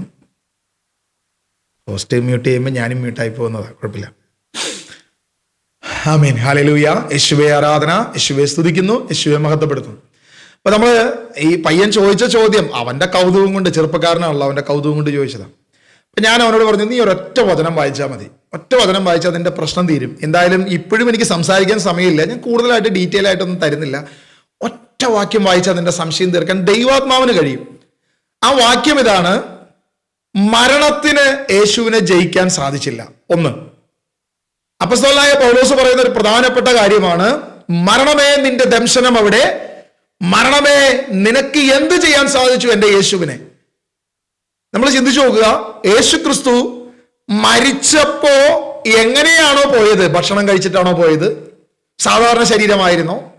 യേശു തിരിച്ചു വരുമ്പോഴും അതേ ശരീരത്തിൽ തന്നെ തിരിച്ചു വരുന്നു. കാരണം മരണത്തെ ജയിച്ചു ഉയർത്തെഴുന്നേറ്റവനാണ് എൻ്റെ യേശുവെങ്കിൽ അവൻ പോയപ്പോ എങ്ങനെയായിരുന്നോ അപ്പൊ തിരിച്ചു വരുമ്പോഴും അങ്ങനെ തന്നെയാണ്. ഒരു മാറ്റവും ഇല്ല. അവൻ മരിച്ചപ്പോൾ എങ്ങനെയായിരുന്നോ അവന്റെ ശരീരം വേദനകളെ സഹിക്കുന്ന, ആ വേദനകളെ ഏറ്റെടുത്തുകൊണ്ട് നമ്മുടെ പാപങ്ങൾക്ക് വേണ്ടി അവൻ വേദനകളെ സഹിച്ചെങ്കിൽ, അവൻ കഷ്ടത സഹിച്ചെങ്കിൽ, അതൊരു ഡ്രാമയല്ല, അത് യാതൊരു വിധത്തിലും ഒരു നാടകമല്ല. യേശു നമ്മുടെ മുൻപിൽ ഒരു ഡ്രാമ നടത്തിയതല്ല. അവൻ പൂർണ്ണ ദൈവമായിരുന്നിട്ടും അവന്റെ ദൈവത്വം യാതൊരു വിധത്തിലും അവൻ ഉപയോഗിച്ചില്ല. തന്നെ ശൂന്യനാക്കി ദാസന്റെ രൂപത്തിലാണ് അവൻ ഭൂമിയിൽ വന്നത്. അവൻ കുഷ്ഠരോഗിയെ സൗഖ്യപ്പെടുത്തുമ്പോഴും, അവൻ അപ്പം വർദ്ധിപ്പിക്കുമ്പോഴും, അവൻ മരിച്ചവരെ ഉയർപ്പിക്കുമ്പോഴും, എല്ലാ മേഖലകളും ചെയ്യുമ്പോഴും യേശു പറയുന്നൊരു കാര്യമുണ്ട്: പിതാവ് തന്നിൽ തന്നെ ജീവനുള്ളതുപോലെ ഒരുവന് ജീവൻ കൊടുക്കാൻ കഴിയുന്ന പോലെ എനിക്കും കൊടുക്കാം. പക്ഷേ യേശു അത് ഉപയോഗിക്കുന്നില്ല. യേശു പൂർണ്ണമായി തന്റെ പിതാവിന്റെ സന്നിധിയിൽ പ്രാർത്ഥിച്ചുകൊണ്ടാണ് എന്ത് ചെയ്യുന്നത്? അവൻ മരിച്ചവനെ ഉയർപ്പിക്കുന്നതും അപ്പം വർദ്ധിപ്പിക്കും എല്ലാ അത്ഭുതം ചെയ്യുന്നതും. കാരണം വചനത്തില്, ഫിലിപ്പി ലേഖനത്തിൽ വ്യക്തമായ അപ്പോസ്തലനായ പൗലോസ് ഇങ്ങനെ പറയുന്നു: അവൻ തന്നെ ശൂന്യനാക്കി ദാസന്റെ രൂപം സ്വീകരിച്ചു. അവന്റെ ദൈവത്തിന്റെ യാതൊന്നും അവൻ ഉപയോഗിച്ചില്ല, അവനൊരു ഡ്രാമ നടത്തിയില്ല. അങ്ങനെയെങ്കിൽ മരിച്ച് ഉയർത്തെഴുന്നേറ്റ ക്രിസ്തു എങ്ങനെയാണോ അങ്ങോട്ട് പോയത്, അങ്ങനെ തന്നെ അവൻ തിരിച്ചു വന്നു. അങ്ങോട്ട് പോയ ശരീരം ഭക്ഷണം കഴിക്കുമെങ്കിൽ തിരിച്ചു വന്ന ശരീരവും ശിഷ്യന്മാരുടെ മുന്നിൽ ഭക്ഷണം കഴിക്കുന്നുണ്ട്. യാതൊരുവിധ മാറ്റവും ഇല്ല. കാരണം മരണത്തിന് അവനെ തൊടാൻ പറ്റിയില്ല, പാതാളത്തിന് അവനെ ഒന്നും ചെയ്യാൻ പറ്റിയില്ല, മരണത്തിന് അവന് യാതൊന്നും ചെയ്യാൻ കഴിഞ്ഞില്ല എന്ന് അപ്പസ്തോലനായ പൗലോസ് തന്റെ ലേഖനത്തിൽ വ്യക്തമായിട്ട് എഴുതി വെച്ചിരിക്കുക. അപ്പസ്തോലന്മാരുടെ വിശ്വാസവും അത് തന്നെയായിരുന്നു. അപ്പസ്തോല പ്രവൃത്തി 1-ാം അധ്യായം നമ്മൾ വായിച്ചു നോക്കിയേ. അവർ ഭക്ഷണം കഴിക്കുമ്പോഴാണ് യേശു പറയുന്നത്, എനിക്ക് തോന്നുന്നു 1-ന്റെ 4-ാം വാക്യമാണെന്ന് എനിക്ക് തോന്നുന്നേ, 4ആണോ 5ആണോ, 4ആണെന്ന് എൻ്റെ ചിന്ത. അവർ ഭക്ഷണം കഴിച്ചുകൊണ്ടിരിക്കുമ്പം അവരോട് പറഞ്ഞു, പിതാവിന്റെ വാഗ്ദത്തം നിങ്ങൾ സ്വീകരിക്കണം എന്ന് പറഞ്ഞുകൊണ്ട് അടുത്ത കാര്യങ്ങൾ ആ ശിഷ്യന്മാർക്ക് പറഞ്ഞു കൊടുക്കുന്നത് നമ്മൾ അപ്പസ്തോല പ്രവൃത്തി 1-ാം അധ്യായത്തിൽ തന്നെ കാണുന്നുണ്ട്. അപ്പോഴും 40-ാമത്തെ ദിവസം വാക്യം ഒന്ന് എടുക്കട്ടെ. ഓക്കെ, 4-ാം വാക്യം. അവൻ അവരോടൊപ്പം ഭക്ഷണത്തിനിരിക്കുമ്പോൾ കൽപ്പിച്ചു, നിങ്ങൾ ജെറുസലേം വിട്ടു പോകരുത്, എന്നിൽ നിന്നും നിങ്ങൾ കേട്ട പിതാവിന്റെ വാഗ്ദത്തത്തിനായി കാത്തിരിക്കുവിൻ. അപ്പൊ പിതാവിന്റെ വാഗ്ദത്തത്തിന് കാത്തിരിക്കാൻ പറയുമ്പോഴും യേശു ഇത് പറയുന്ന സന്ദർഭവും അവർ ഭക്ഷണത്തിന് ഇരിക്കുക. അപ്പൊ ശിഷ്യന്മാരുടെ ഒപ്പം ഇരുന്ന് ആ മീൻ കഴിച്ചത് മാത്രമല്ല, യേശു പിന്നീടും ഭക്ഷണം കഴിച്ചു. അപ്പൊ ഇങ്ങനെ പല വാക്യങ്ങളും നമ്മൾ കാണുമ്പോൾ വീണ്ടും നമുക്ക് സംശയം തോന്നും, യേശു ദൈവമാണോ? യേശു ദൈവമല്ലേ? യേശുവിന്റെ ദൈവത്തെ എവിടെ? മനുഷ്യത്വമാണല്ലോ ഇവിടെ നിൽക്കുന്നത്. ഇങ്ങനെ പല സംശയവും നമുക്ക് വീണ്ടും തോന്നാം. ഇങ്ങനെ സംശയം തോന്നിയാൽ നമുക്ക് വരാൻ പോകുന്ന പ്രശ്നം എന്താ? വിളിക്ക് ചേർന്ന വണ്ണം, ദൈവത്തിന്റെ തെരഞ്ഞെടുപ്പിന് ചേർന്ന വണ്ണം നമുക്ക് പ്രവർത്തിക്കാൻ പറ്റത്തില്ല. പലയിടത്തും നമുക്കൊരു കൺഫ്യൂഷൻ വരും. ഇതേ പ്രശ്നം തന്നെയാണോ സ്നാപയോഹനാന് വന്നത്? അതായത് നമുക്ക് പലർക്കും ഉണ്ടല്ലോ, നമ്മള് ആദ്യമായി ധ്യാനത്തിന് വന്നു, വചനം കേട്ടു, അത്ഭുതം കണ്ടു, അടയാളം കണ്ടു, ഡെലിവറൻസ് പ്രാപിച്ചു, യേശു ദൈവമാണെന്നുള്ളൊരു പൂർണ്ണ ബോധ്യം വന്നു, നമ്മൾ ഇറങ്ങി തിരിച്ചു. പക്ഷേ പിന്നീട് കുറച്ചു കാലം കഴിയുമ്പം നമ്മുടെ ശീലങ്ങളായി മാറി പ്രാർത്ഥന, ഉപവാസ പ്രാർത്ഥന, വൺ ഡേ പ്രെയർ, ധ്യാനം എന്ന് പറയുന്നത് നമ്മുടെ ശീലമായി മാറി. ഈ ശീലത്തിലേക്ക് നമ്മൾ കടന്നു വരുമ്പോൾ നമുക്ക് പറ്റുന്നൊരു കാര്യം എന്നാ, വിശ്വാസത്തിന്റെ കാര്യത്തിൽ പലപ്പോഴും നമ്മൾ കുറവുള്ളവരായി മാറും. പല കാര്യങ്ങളിലും നമുക്ക് സംശയം വരും. സാത്താൻ ഈ ശീലത്തിന്റെ ഉള്ളിൽ സംശയം ഇട്ട് വരും. അപ്പൊ ഈ ശീലത്തിൽ എന്ത് സംഭവിക്കും? പ്രാർത്ഥിക്കും, ആരാധിക്കും, കൈയടിക്കും, പാട്ടുപാടും, ഇതൊക്കെ ശീലമാണ്. ഇതൊക്കെ ശീലമാണ്. ശീലമല്ലാത്ത കാര്യം എന്തുവാ? ആത്മാവ് ദൈവാത്മാവുമായിട്ടുള്ള കണക്ഷനിൽ പ്രാർത്ഥിക്കുന്നതാണ് ശീലമല്ലാത്തത്. നമ്മൾ സ്ഥിരം കേൾക്കുന്ന പാട്ടുണ്ടല്ലോ, ഇത്രത്തോളം ചെയ്യാൻ തന്ന ദൈവത്തിന് സ്തോത്രം. ഏറ്റവും കൂടുതൽ നമ്മൾ പാടുന്ന പാട്ടാണ് ഇത്രത്തോളം ചെയ്യാൻ തന്ന ദൈവത്തിന് സ്തോത്രം, ഇതുവരെ കരുതിയ രക്ഷകന് സ്തോത്രം. ഞാനിപ്പോ ആരെങ്കിലും കൊണ്ട് പാടിപ്പിക്കുകയാണെങ്കിൽ ഞാൻ ഉറപ്പ് പറയാം, നിങ്ങൾ ഈ ഗ്രൂപ്പിലുള്ള മിക്ക ആളുകളും ഈ പാട്ട് പാടും ആദരം കൊണ്ട്. പക്ഷെ ആരും ആ വരികൾ ഹൃദയം കൊണ്ട് പാടില്ല. ദൈവവുമായിട്ട് ഒരു ബന്ധവും നിങ്ങൾ സ്ഥാപിക്കപ്പെടത്തില്ല. എല്ലാവരും ഇങ്ങനെ പച്ചയ്ക്ക് നിന്ന് നമ്മൾ ആ ശീലത്തിൽ നമ്മൾ ഇതൊക്കെ ചെയ്യും. നമ്മൾ ഇന്ന് പലരും ഇങ്ങനെയായി മാറിയിട്ടുണ്ട്. ഈ മാറ്റം നമ്മൾ മാറണം, ഇതിൽ നിന്നും തിരിച്ചു വരണം. നമ്മൾ പണ്ട് എങ്ങനെയായിരുന്നു? സന്ധ്യാപ്രാർത്ഥന അല്ലേ? സന്ധ്യാപ്രാർത്ഥന, ഞാൻ എൻ്റെ കാര്യം പറയുന്നത്, നിങ്ങളൊന്നും അങ്ങനെയാണോ എന്ന് എനിക്കറിയില്ല, ഞാൻ എൻ്റെ കാര്യം പറയുന്നത്. സന്ധ്യാപ്രാർത്ഥന സാധാരണഗതിയിൽ സന്ധ്യാപ്രാർത്ഥന ചെല്ലണമെന്ന് ഭയങ്കര നിർബന്ധമാണ് വീട്ടിൽ. അതിനകത്ത് കോംപ്രമൈസ് ഇല്ല. സന്ധ്യാപ്രാർത്ഥന ചെല്ലിയേ പറ്റൂ. അപ്പൊ സന്ധ്യാപ്രാർത്ഥന എത്തിക്കും എങ്ങനെയാണ്? ഇങ്ങനെയാണ് പോകും. ഒരു വണ്ടി ഇങ്ങനെ ഓടിച്ചു പോകും. ശീലമാണ്. ആ ശീലത്തിൽ നമ്മൾ ആ പ്രാർത്ഥന ചൊല്ലും, അങ്ങനെയാണ് മുന്നോട്ട് പോകും. അല്ലാതെ യഥാർത്ഥത്തിൽ എന്താണ് പ്രാർത്ഥിക്കുന്നത്? സ്വർഗസ്ഥനായുള്ള പിതാവേ, ഇങ്ങനെയാണ് പോകും. ഒരു വണ്ടി ഇങ്ങനെ ഓടിച്ചാണ് പോകും. ഈ ശീലത്തിൽ നമ്മൾ പോകും. പക്ഷെ വചനം അറിഞ്ഞ്, ക്രിസ്തുവിനെ അറിഞ്ഞ കാലം മുതൽ നമ്മൾ ശീലം നിർത്തി. പകരം എന്തായി? ആത്മാവിലും സത്യത്തിൽ ആരാധന തുടങ്ങി. ദൈവത്തോടുള്ള പ്രാർത്ഥന നമ്മൾ ശീലം മാറ്റി, നമ്മൾ ആത്മാവിലും സത്യത്തിലും ദൈവത്തോടുള്ള പ്രാർത്ഥന തുടങ്ങി. പക്ഷെ ഇത് കുറച്ചു കാലം കഴിയും. അതായത് 1 വർഷം കഴിഞ്ഞ്, 2 വർഷം കഴിഞ്ഞ്, 3 വർഷം കഴിഞ്ഞ്, 4 വർഷം കഴിഞ്ഞ് കഴിയുമ്പം പിന്നെ ഇത് ശീലമായി മാറി. ഏത്? ഇത്രത്തോളം ജയം തന്ന ദൈവത്തിന് സ്തോത്രം, ഇതുവരെ കരുതിയ രക്ഷകന് സ്തോത്രം. ഇതായി നമ്മുടെ ശീലം. അപ്പൊ പ്രാർത്ഥന കേൾക്കുമ്പോൾ, പാട്ട് കേൾക്കുമ്പോൾ നമ്മൾ കൈയടിക്കും, പാട്ട് പാടും, ചിലർ ഡാൻസ് കളിക്കും. ഇതൊക്കെ ശീലമാണ്. ഇതെല്ലാം ശീലമാണ്. പ്രത്യേകിച്ച് യാതൊരുവിധ ദൈവിക കണക്ഷനും ഇല്ലാതെ ഈ ശീലത്തിലേക്ക് നമ്മൾ വീണ്ടും മാറിപ്പോയി. ഇത് ഏറ്റവും വലിയ അപകടമാണ്. ഇത് വലിയൊരു അപകടമാണ്. കുറച്ചു കാലം കഴിയുമ്പോൾ നമ്മളെ വിളിച്ചവരെ നമ്മൾ മറന്നു, നമ്മളെ തെരഞ്ഞെടുത്തവരെ നമ്മൾ മറന്നു, കർത്താവിനെ മറന്നു ലോകത്തിന്റെ വഴിയെ നമ്മൾ പോകാൻ തുടങ്ങി. ദൈവത്തിന്റെ വഴിയിൽ നിന്ന് നമ്മൾ പുറകോട്ട് മാറി. ഇത് വലിയ അപകടമാണ്. ഇത് വലിയ അപകടമാണ്. കാരണം ഇത് പഴയ അവസ്ഥയേക്കാൾ വലുതാ. കാരണം എന്താ? വചനം പറയുകയാണ്, ദൈവവചനം അറിഞ്ഞിട്ടും ദൈവവചനത്തിന്റെ രുചി നീ തിരിച്ചറിഞ്ഞിട്ടും ദൈവിക സത്യങ്ങളെ നീ മനസ്സിലാക്കിയിട്ടും പിന്തിരിഞ്ഞു പോകുന്നവനെ വീണ്ടും പുനരയിപ്പിക്കുക അസാധ്യമാണ്. ദൈവത്തെ അറിഞ്ഞ് അവന്റെ സൗഖ്യം മനസ്സിലാക്കി അവന്റെ സൗഖ്യം തിരിച്ചറിഞ്ഞ് ആ ദൈവിക കൃപാവരങ്ങളെ സ്വീകരിച്ചിട്ട് അവൻ വീണുപോയാലോ? അങ്ങനെ വീണുപോയ വലിയ അപകടമാണ്, വലിയ പ്രശ്നമാണ്. നമ്മൾ ആലോചിച്ച് നോക്കുക. ഈ ഒരു ആശയം തിരിച്ചറിഞ്ഞിട്ട് സ്നാപയോഹനാണ് നിങ്ങളൊന്ന് കൊണ്ടുവന്നേ. സ്നാപയോഹനാൻ ദൈവത്തെ അറിഞ്ഞു, ദൈവത്തിന്റെ പരിശുദ്ധാത്മാവിൽ തെരഞ്ഞെടുക്കപ്പെട്ടു, ദൈവത്തിന്റെ പരിശുദ്ധാത്മാവിൽ വിളിക്കപ്പെട്ടു. ആ പരിശുദ്ധാത്മാവിനാൽ യേശുവിനെ ചൂണ്ടിക്കാണിച്ചു. സ്വർഗം തന്നെ ഇവൻ എന്റെ പ്രിയപുത്രൻ, ഇവനിൽ ഞാൻ പ്രസാദിച്ചിരിക്കുന്നു എന്ന ശബ്ദം കേട്ടു. ഇങ്ങനെ ശബ്ദം കേട്ട് ഇവൻ നിങ്ങളെ പരിശുദ്ധാത്മാവ് കൊണ്ട് സ്നാനപ്പെടുത്തുമെന്ന് ശിഷ്യന്മാരെ ചൂണ്ടിക്കാണിച്ചു, ഇസ്രായേലിനെ ചൂണ്ടിക്കാണിച്ചു, എല്ലാവർക്കും യേശുവിനെ ചൂണ്ടിക്കാണിച്ചു. ഞാൻ അവന്റെ ചെരുപ്പിന്റെ വാറഴിക്കാൻ പോലും യോഗ്യനല്ല എന്ന് പറഞ്ഞു. എല്ലാവരും അവന്റെ പിന്നാലെ പോകാൻ പറഞ്ഞു. ഇതെല്ലാം പറഞ്ഞിട്ട് കാരാഗ്രഹത്തിൽ അകപ്പെട്ട് കഴിഞ്ഞപ്പം നമ്മളെ പോലെ സ്നാപയോഹനാണ് ഈ ശീലം വന്നു. ഈ പറഞ്ഞ പോലെ പ്രവർത്തിച്ച ദൈവത്തെ മറന്നു, പ്രവർത്തിച്ച സ്വർഗത്തെ മറന്നു, സ്വർഗത്തിൽ നിന്നും ഇറങ്ങി വന്ന പരിശുദ്ധാത്മാവിനെ മറന്നു.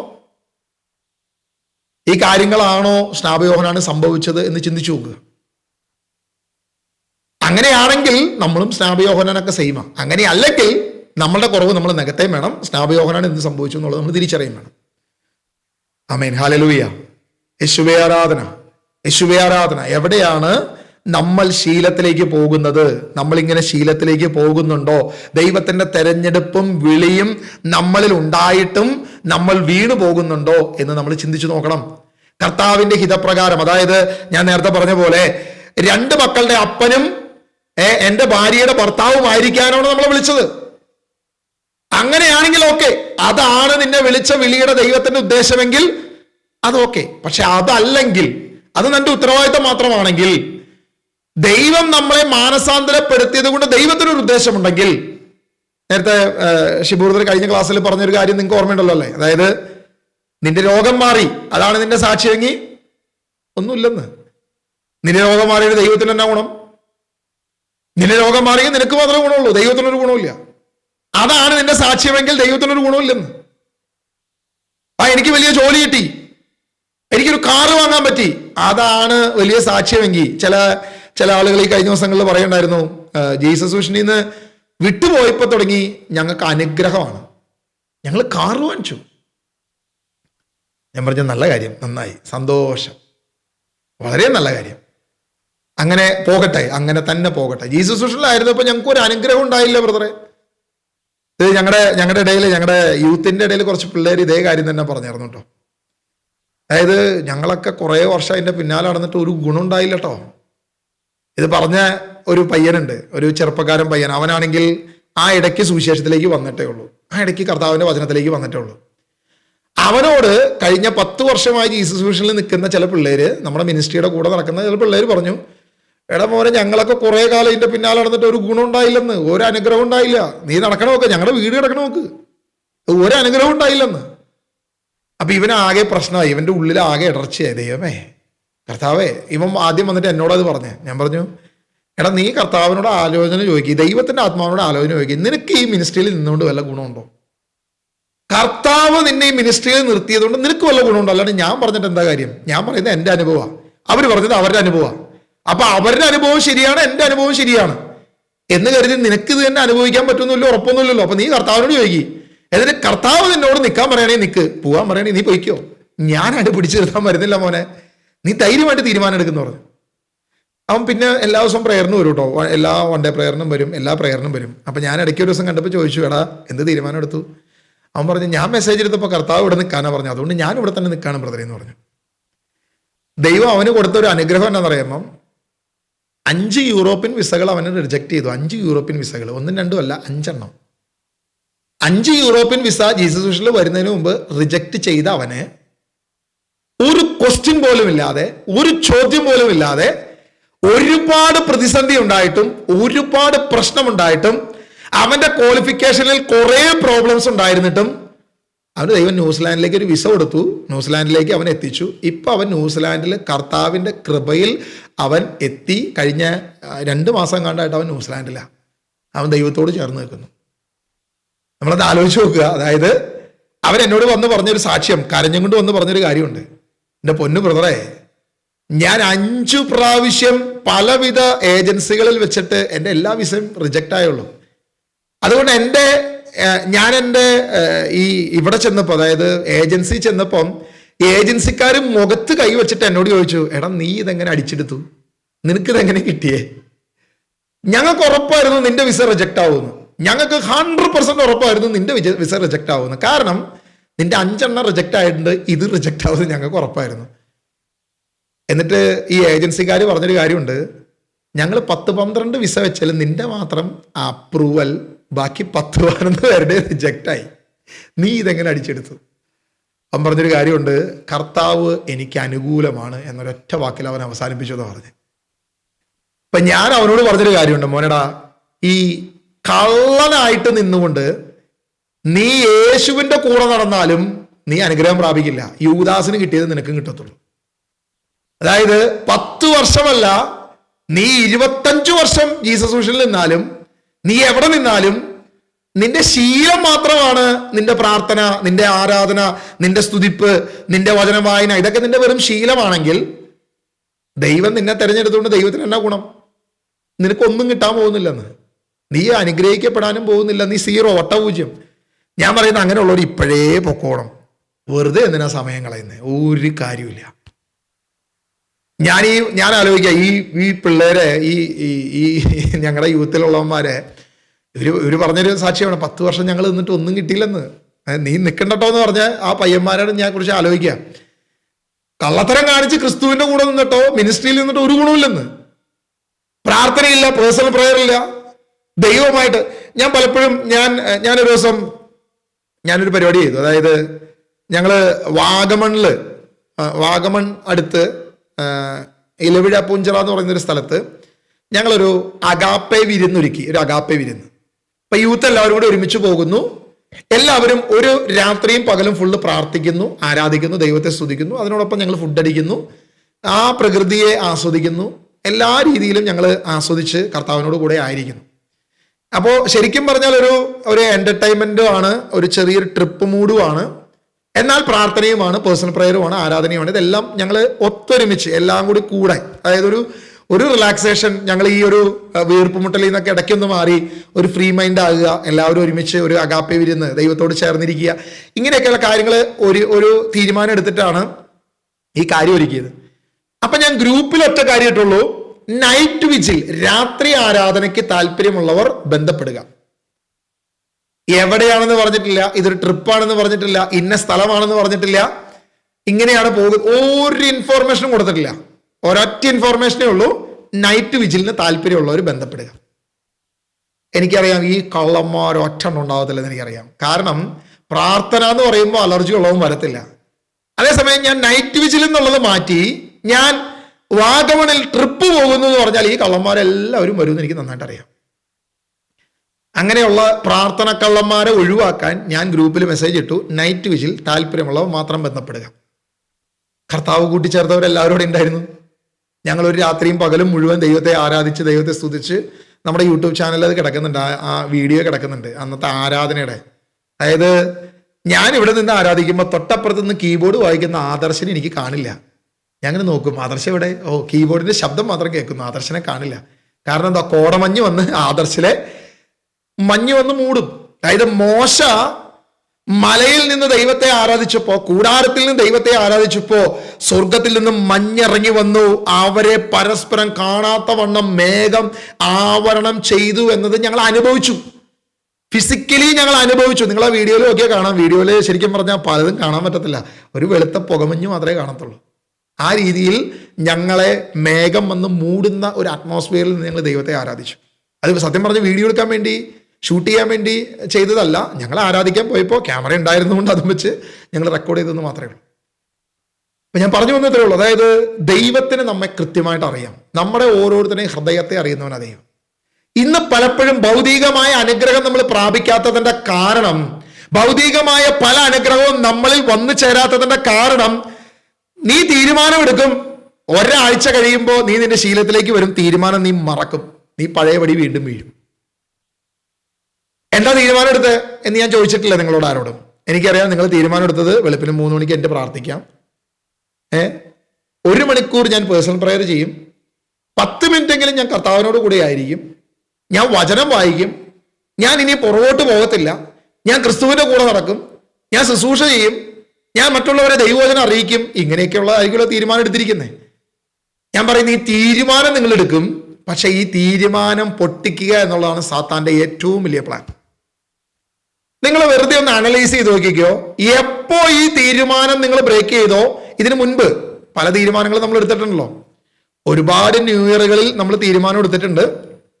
ഫുഡ് കൺട്രോൾ ചെയ്യാനും ഫാസ്റ്റിംഗ് എടുക്കാനൊക്കെ ഉള്ള പല തീരുമാനങ്ങൾ നമ്മൾ എടുത്തിട്ടുണ്ട്. പക്ഷെ ഈ തീരുമാനങ്ങൾ എടുത്ത പലതും നമ്മൾ ലംഘിച്ചിട്ടുണ്ട്. പല തീരുമാനങ്ങൾ നമ്മൾ എന്ത് ചെയ്തിട്ടുണ്ട്? നമ്മൾ പുറകോട്ട് പോയിട്ടുണ്ട് പല തീരുമാനങ്ങളിൽ നിന്ന്. ഇങ്ങനെ ഈ തീരുമാനങ്ങളിൽ നിന്ന് എപ്പോ നമ്മൾ വീണുപോയോ, എപ്പോ നമ്മൾ താന്നു പോയോ, ആ തീരുമാനം നമ്മളിൽ പരാജയപ്പെട്ടോ, അവിടെ മുതൽ, ആ നിമിഷം മുതൽ സാത്താന്റെ കെണികൾ നമ്മുടെ ജീവിതത്തിൽ വന്നിട്ടുണ്ട്. പലവിധ പ്രശ്നങ്ങൾ നമ്മുടെ ജീവിതത്തിൽ വന്നിട്ടുണ്ട്. നമ്മൾ ഇവിടെ വരുന്നൊരു പ്രശ്നം, അതായത് ദൈവവചനത്തിൽ നമ്മളൊരു തീരുമാനമെടുത്തു, ഒരു പ്രാർത്ഥനയിൽ, ഒരു ആരാധനയിൽ, ദൈവകൃപയിൽ നമ്മളൊരു തീരുമാനമെടുത്തു. എപ്പോ നീ തീരുമാനമെടുക്കുന്നോ അപ്പ മുതൽ നിന്റെ തീരുമാനത്തിന്റെ പുറകിൽ ദൈവത്തിന്റെ ആത്മാവുണ്ട്, ദൈവത്തിന്റെ പരിശുദ്ധാത്മാവുണ്ട്. പക്ഷേ ഈ തീരുമാനത്തെ ബ്രേക്ക് ചെയ്യാതെ, നമ്മളെടുത്ത ഈ തീരുമാനത്തെ പൊട്ടിക്കാതെ പിശാചിന് നമ്മെ തൊടാൻ പറ്റത്തില്ല. അതുകൊണ്ട് സാത്താൻ ആദ്യം ചെയ്യുന്ന പ്രവൃത്തി നിന്റെ തീരുമാനത്തെ പൊട്ടിക്കലാണ്. അതായത് ഫാസ്റ്റിംഗ് പ്രയർ എടുക്കാനാണ് നീ തീരുമാനിച്ചതെങ്കിൽ, മൗനവ്രതം എടുക്കാനാണ് തീരുമാനിച്ചതെങ്കിൽ, വെളുപ്പിന് എഴുന്നേറ്റ് പ്രയർ ചെയ്യാനാണ് തീരുമാനിച്ചതെങ്കിൽ, 1 മണിക്കൂർ ബൈബിൾ വായിക്കാനാണ് തീരുമാനിച്ചതെങ്കിൽ, എന്ത് തീരുമാനം എടുത്തോ അതിനെ ബ്രേക്ക് ചെയ്യാനുള്ള പണി പിറ്റേ ദിവസം തുടങ്ങി സാത്താൻ തുടങ്ങും. നിങ്ങൾ ചിന്തിച്ചോ, നിങ്ങളൊരു സമയം തീരുമാനമെടുത്ത് നിങ്ങൾ വെച്ചോ, ഇന്നു വരെ നിങ്ങൾക്ക് കംഫർട്ടബിൾ ആയിട്ടുള്ള സമയമായിരിക്കും നിങ്ങൾ തീരുമാനം എടുക്കുന്നത്, അന്ന് മുതൽ ആ സമയം നിങ്ങൾക്ക് എതിരായി മാറും. അതായത് നമ്മൾ നോക്കുക, വെളുപ്പിന് 3 മണിക്ക് ആരും വരാനില്ല, വെളുപ്പിന് 3 മണിക്ക് ഒന്നും സംഭവിക്കാനില്ല. അതുകൊണ്ട് വെളുപ്പിന് 3 മണിക്ക് പ്രാർത്ഥിക്കാമെന്നാണെന്ന് നിങ്ങൾ തീരുമാനം എടുക്കണമെങ്കിൽ, പിറ്റേ ദിവസം എനിക്ക് വെളുപ്പിന് 3 മണി തുടങ്ങി അന്യായം മഴയായിരിക്കും, കോരിച്ചൊരിയുന്ന മഴയായിരിക്കും. എഴുന്നേക്കണമെന്ന് ആഗ്രഹിക്കും, തീരുമാനം എടുക്കും, അവസാനം നമ്മൾ നാളെ ആവട്ടെ, ഇന്ന് പോട്ടെ, ഇന്ന് ഇങ്ങനെ അങ്ങോട്ട് പോട്ടെ, നാളെ എഴുന്നേറ്റ് 3 മണിക്ക് പ്രാർത്ഥിക്കാമെന്ന് വിചാരിക്കും. 2 ദിവസം നിങ്ങൾ ബ്രേക്ക് ചെയ്തോ, 3-ാം ദിവസം തുടങ്ങിയത് ഫുള്ളായിട്ട് ബ്രേക്കായി, പിന്നെ ആ വാതിൽ തുറക്കത്ത് പോലുമില്ല. ബൈബിൾ വായിക്കാമെന്നാണ് തീരുമാനം എടുത്തെങ്കിൽ നിങ്ങൾ ഒരു സമയം എടുക്കുകയാണ്, പിള്ളേർ ക്ലാസ്സിൽ പോയി എല്ലാ പണിയും ഒതുക്കി, ഉച്ചയ്ക്ക് 11 മണിക്ക് ഇനി എനിക്ക് വേറെ ഒരു പരിപാടിയില്ല, കുടുംബനാഥയാണ്, അപ്പം അതുകൊണ്ട് 11 മണിക്ക് ഒരു പരിപാടിയില്ല എന്ന് വിചാരിക്കുന്ന അന്ന് തുടങ്ങി 11 മണിക്ക് അന്നായിരിക്കും കോളുകൾ മുഴുവൻ കയറി വരുന്നത്. അന്നായിരിക്കും അമ്മായിമ്മയ്ക്ക് നടുവേന കടന്നു വരുന്നത്, അന്നായിരിക്കും അപ്പൻ വിശേഷം അന്വേഷിക്കാനായിട്ട് നമ്മളെ വിളിക്കുന്നത്. ഇങ്ങനെ എല്ലാവിധ പ്രശ്നവും നമ്മുടെ മേൽ വരുന്നത് ആ സമയത്തായിരിക്കും. എല്ലാ രീതിയിലും ചുറ്റുമുള്ളത് നമ്മെ തടയാൻ തുടങ്ങും. നമ്മൾ എടുത്ത തീരുമാനത്തെ ബ്രേക്ക് ചെയ്യുക എന്നുള്ളത് മാത്രമാണ് സാത്താന്റെ തീരുമാനം. മറ്റൊരു തീരുമാനം അവനില്ല. അവനാകെ ഒരൊറ്റ ഉദ്ദേശമുള്ളൂ, നിന്റെ തീരുമാനത്തെ പൊട്ടിക്കുക, ബ്രേക്ക് ചെയ്യുക. തീരുമാനത്തെ ബ്രേക്ക് ചെയ്യാതെ നിന്റെ അകത്തോട്ടോ നിന്നെ തൊടാനോ പിശാചിന് സാധിക്കത്തില്ല. കാരണം ഈ തീരുമാനമെടുത്തത് ഫാസ്റ്റിംഗ് പ്രയറിലാണ്, ഈ തീരുമാനമെടുത്തത് പരിശുദ്ധാത്മാവിലാണ്, ഈ തീരുമാനമെടുത്തതിന് സാക്ഷി ദൈവമാണ്. ദൈവവും പരിശുദ്ധാത്മാവും നമ്മെ സഹായിച്ച് ഈ തീരുമാനത്തിൽ മുന്നോട്ട് പോകുമ്പോൾ ആദ്യം സാത്താൻ ശ്രമിക്കുന്നത് നിന്നെ അതിൽ നിന്ന് വലിച്ചിറക്കുകയാണ്. അപ്പോഴും നമ്മൾ പറയുന്നൊരു കാര്യമുണ്ട് കേട്ടോ, നമ്മൾ പറയുന്നൊരു കാര്യമുണ്ട്. അതായത് ബ്രദറെ, ഞാൻ തീരുമാനം എടുത്തു, പക്ഷെ ഞാൻ കുറെ പിടിച്ചു നിൽക്കാൻ നോക്കി, പക്ഷെ പറ്റാത്തൊരു പ്രലോഭനം വന്നു, അപ്പോഴാണ് ഞാൻ വീണുപോയി. കർത്താവ് അപ്പസ്തലനായ പൗലോസിലൂടെ നമ്മളോട് വചനത്തിൽ എഴുതി വെച്ചിട്ടുണ്ട്, നിനക്ക് താങ്ങാനാവാത്ത യാതൊരു പ്രലോഭനവും നിനക്ക് തരില്ല. നിനക്ക് താങ്ങാനാകാത്ത യാതൊരു പ്രലോഭനവും നിനക്ക് തരത്തില്ല. ഏതെങ്കിലും ഒരു പ്രലോഭനം നിനക്ക് വരുന്നുണ്ടെങ്കിൽ, ഒരുപക്ഷെ ഇന്നലെയുള്ള പ്രലോഭനം ആയിരിക്കില്ല ഇന്ന് വന്നേ. ഇന്നലെ വരെ 3 മണി വരെ ഫാസ്റ്റിംഗ് എടുക്കാം, 3 മണി കഴിഞ്ഞാൽ ബ്രദറെ പിടിച്ചേക്കാൻ പറ്റില്ല, അതായിരുന്നു എൻ്റെ പ്രശ്നം. പക്ഷെ ഇന്ന് ആ 3 മണി എന്നുള്ളത് ചിലപ്പോൾ കർത്താവ് ഇന്ന് 4 മണിയായിട്ട് എക്സ്റ്റെൻഡ് ചെയ്തിട്ടുണ്ടാവും. അതായത് നിനക്ക് പിടിച്ചു നിൽക്കാനുള്ള സമയം 3 മണി എന്നുള്ളത് 4 മണിയിലേക്കോ 4 മണി എന്നുള്ളത് 5 മണിയിലേക്കോ എക്സ്റ്റെൻഡ് ചെയ്തിട്ടുണ്ടാവും ദൈവം. എന്നിട്ട് 3 മണി തുടങ്ങി ശക്തമായ പ്രലോഭനം നിനക്ക് വരും. അപ്പൊ നമ്മുടെ മനസ്സിൽ തോന്നുന്നുണ്ട്, ശരിയാ, ഞാൻ എല്ലാ ദിവസവും 3 മണിക്ക് വരെയുള്ള ഫാസ്റ്റിംഗ് എടുക്കാറ്, അത് കഴിഞ്ഞ് എനിക്ക് പിടിച്ചു നിൽക്കാൻ പറ്റാറില്ലല്ലോ, അതുകൊണ്ട് ഞാൻ വീഴാണ്, ഞാൻ പോയി എടുത്ത് കഴിക്കുകയാണ്. അല്ല, കർത്താവ് നിന്നെ 5 മണി വരെ പിടിച്ചു നിൽക്കാനുള്ള കൃപ നിനക്ക് തന്നിട്ടാണ് നിനക്ക് ആ വലിയ പ്രലോഭനം തന്നെ. നിനക്ക് താങ്ങാനാവാത്ത യാതൊരുവിധ പ്രലോഭനവും ദൈവം തന്നിട്ടില്ല. ആ പ്രലോഭനം ഒന്ന് വന്നിട്ടുണ്ടെങ്കിൽ, ഒരു പ്രശ്നം, ഒരു പ്രതിസന്ധി നമ്മുടെ മുമ്പിൽ വരുന്നുണ്ടെങ്കിൽ, ഒരു കാര്യം ഉറപ്പാണ്, ആ പ്രലോഭനത്തെ താങ്ങാനുള്ള കൃപ കൂടി നിന്റെ മേൽ വെച്ചിട്ടാണ് ദൈവം തന്നിട്ടുള്ളത്. ഇതേ വിഷയം നമ്മൾ സ്നാപകയോഹന്നാനിലേക്ക് കൊണ്ടുവന്നേ. സ്നാപക യോഹന്നാന്റെ മേൽ ഇത്രയും കൃപ ദൈവം ചൊരിഞ്ഞിട്ട്, ഇത്രയും വലിയ തെരഞ്ഞെടുപ്പ് വെച്ചിട്ട്, ഏലിയായുടെ ആത്മാവിനെ വെച്ചിട്ട്, ഈ കാര്യങ്ങളെല്ലാം വെച്ചിട്ട് സ്നാപക യോഹന്നാൻ വീണുപോയെന്ന് ചിന്തിക്കാൻ പറ്റും നമുക്ക്?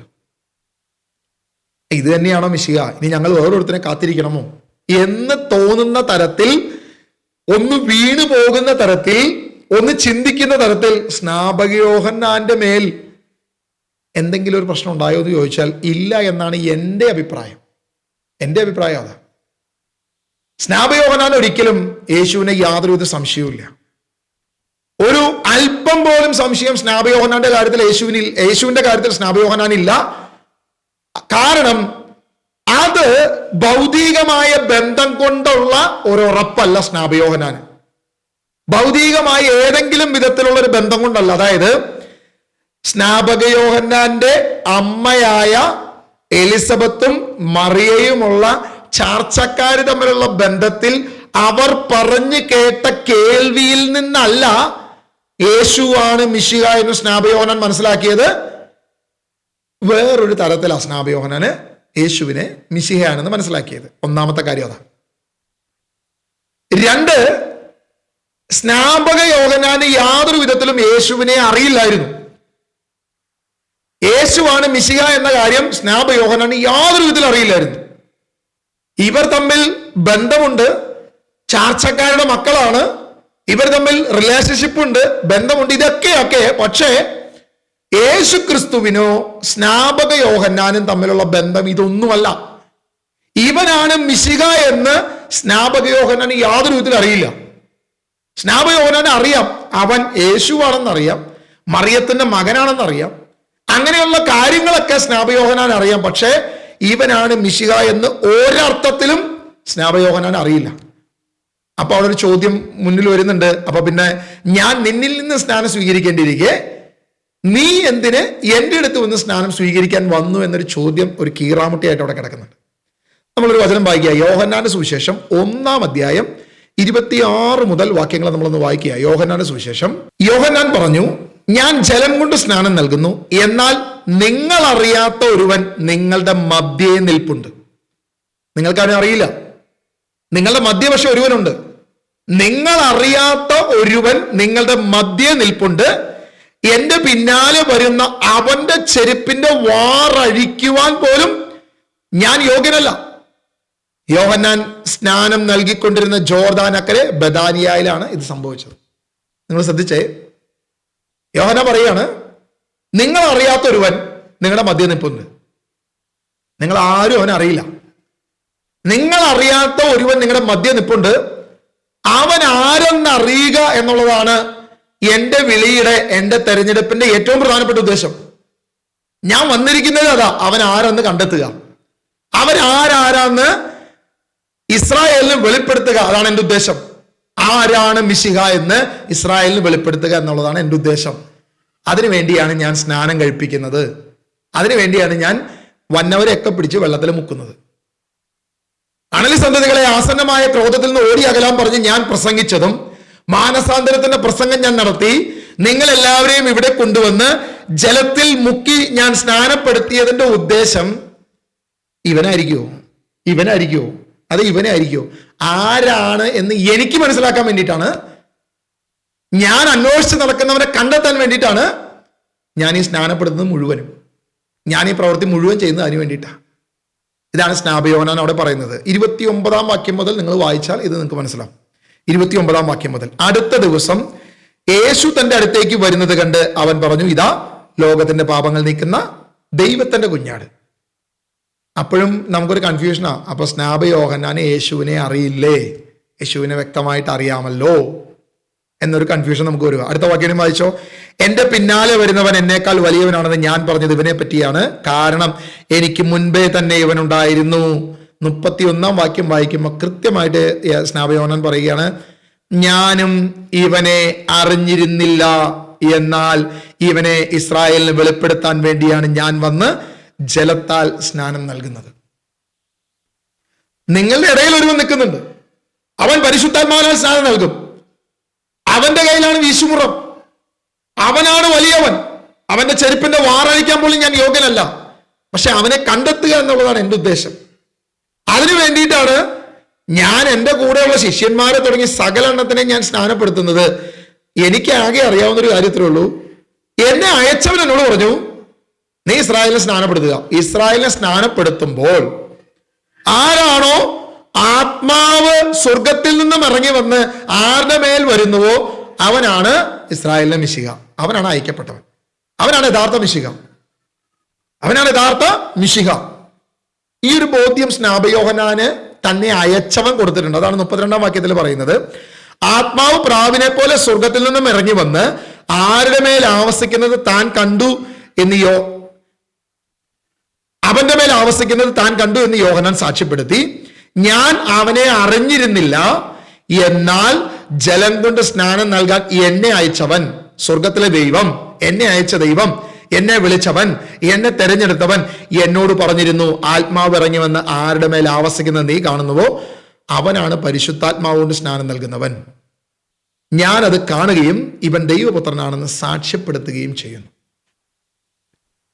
അപ്പോഴും നമുക്കൊരു കൺഫ്യൂഷൻ അവിടെ കിടക്കുകയാണ്. എന്താണപ്പോ സ്നാപക യോഹന്നാൻ യേശു വരുമ്പോൾ തന്നെ പറയുന്നു, ഇവനാണ് ലോകത്തിന്റെ പാപങ്ങൾ നീക്കുന്ന ദൈവത്തിന്റെ കുഞ്ഞാട്. ഞാൻ നിന്നിൽ നിന്ന് സ്നാനം സ്വീകരിക്കേണ്ടിയിരിക്കെ നീ എന്നിൽ നിന്ന് സ്നാനം സ്വീകരിക്കാൻ വന്നിരിക്കുന്നുവോ എന്ന ചോദ്യം പറഞ്ഞിട്ട് സ്നാപക യോഹന്നാൻ യേശുവിനെ തടയുന്നു. ഈ 2 വാക്യങ്ങളും നമുക്കൊരു കൺഫ്യൂഷൻ തരിക. അപ്പൊ അത് തന്നെ യോഹന്നാൻ തന്നെ പറയുകയാണ്, സ്നാപക യോഹന്നാൻ യേശുവിനെ അറിയില്ലായിരുന്നു. യഥാർത്ഥത്തിൽ സ്നാപക യോഹന്നാന് യേശുവിനെ എങ്ങനെ അറിയാമായിരുന്നു ചോദിച്ചാൽ, യേശുവിനെ അറിയാമായിരുന്നു, പക്ഷെ യേശുവാണ് മിശിഹ എന്നും യേശുവാണ് വരാനിരിക്കുന്ന ദൈവമെന്നും പൂർണ്ണതോതിൽ പൂർണ്ണ തരത്തിൽ അതിൻ്റെ ദൈവപിതാവ് ആഗ്രഹിച്ചതിൻ്റെ ആ തരത്തിൽ ആ രീതിയിൽ അറിയില്ല. പക്ഷെ ഇവരുടെ ആത്മാവ് തമ്മിൽ ഒരുപാട് കണക്ഷൻ ഉണ്ട്. കാരണം ഏലിയായുടെ ആത്മാവാണ് ഇപ്പൊ ആരുടെ മേലിരിക്കുന്നത്? സ്നാപക യോഹന്നാന്റെ മേലിരിക്കുന്നത്. ആ ആത്മാവിന് ദൈവത്തെ നന്നായിട്ട് അറിയാം. ആ ആത്മാവിന്, യേശുവിന്റെ മേലുള്ള ആത്മാവിന് നല്ല ഭംഗിയായിട്ട് അറിയാം. കാരണം തന്റെ ശുശ്രൂഷയിൽ തന്നെ നടത്തുന്ന ആത്മാവിനെ അറിയില്ല എന്ന് പറഞ്ഞാൽ അത് നുണയാവും. ആ ആത്മാവിനൊരു കണക്ഷൻ ഉണ്ട്. ആ ആത്മ കണക്ഷനിൽ ഈ കാര്യങ്ങളെല്ലാം പറഞ്ഞു. ഞാൻ നിന്നിൽ നിന്ന് സ്നാനം സ്വീകരിക്കേണ്ട കാര്യം പറയുന്നു. വേറെന്താ, ഇതാണ് ലോകത്തിന്റെ പാപങ്ങൾ നീക്കുന്ന ദൈവത്തിന്റെ കുഞ്ഞാട് എന്നുള്ള കാര്യങ്ങളെല്ലാം പറയുന്നു. പക്ഷേ ഉറപ്പിക്കുന്നത് എപ്പോഴാ? സ്നാപക യോഹന്നാൻ ചൂണ്ടിക്കാണിക്കുന്നത് എപ്പോഴാ? ഇവനാണ് മിശിഹ എന്ന് പൂർണ്ണമായി ചൂണ്ടിക്കാണിക്കുന്ന എപ്പോഴാ? ആ തരത്തിലേക്ക്, സ്വർഗം കാണിച്ച വിളിയിലേക്കും സ്വർഗം കാണിച്ച തരത്തിലേക്കും ഏറ്റെടുക്കുന്ന ഒറ്റ സമയമേ ഉള്ളൂ.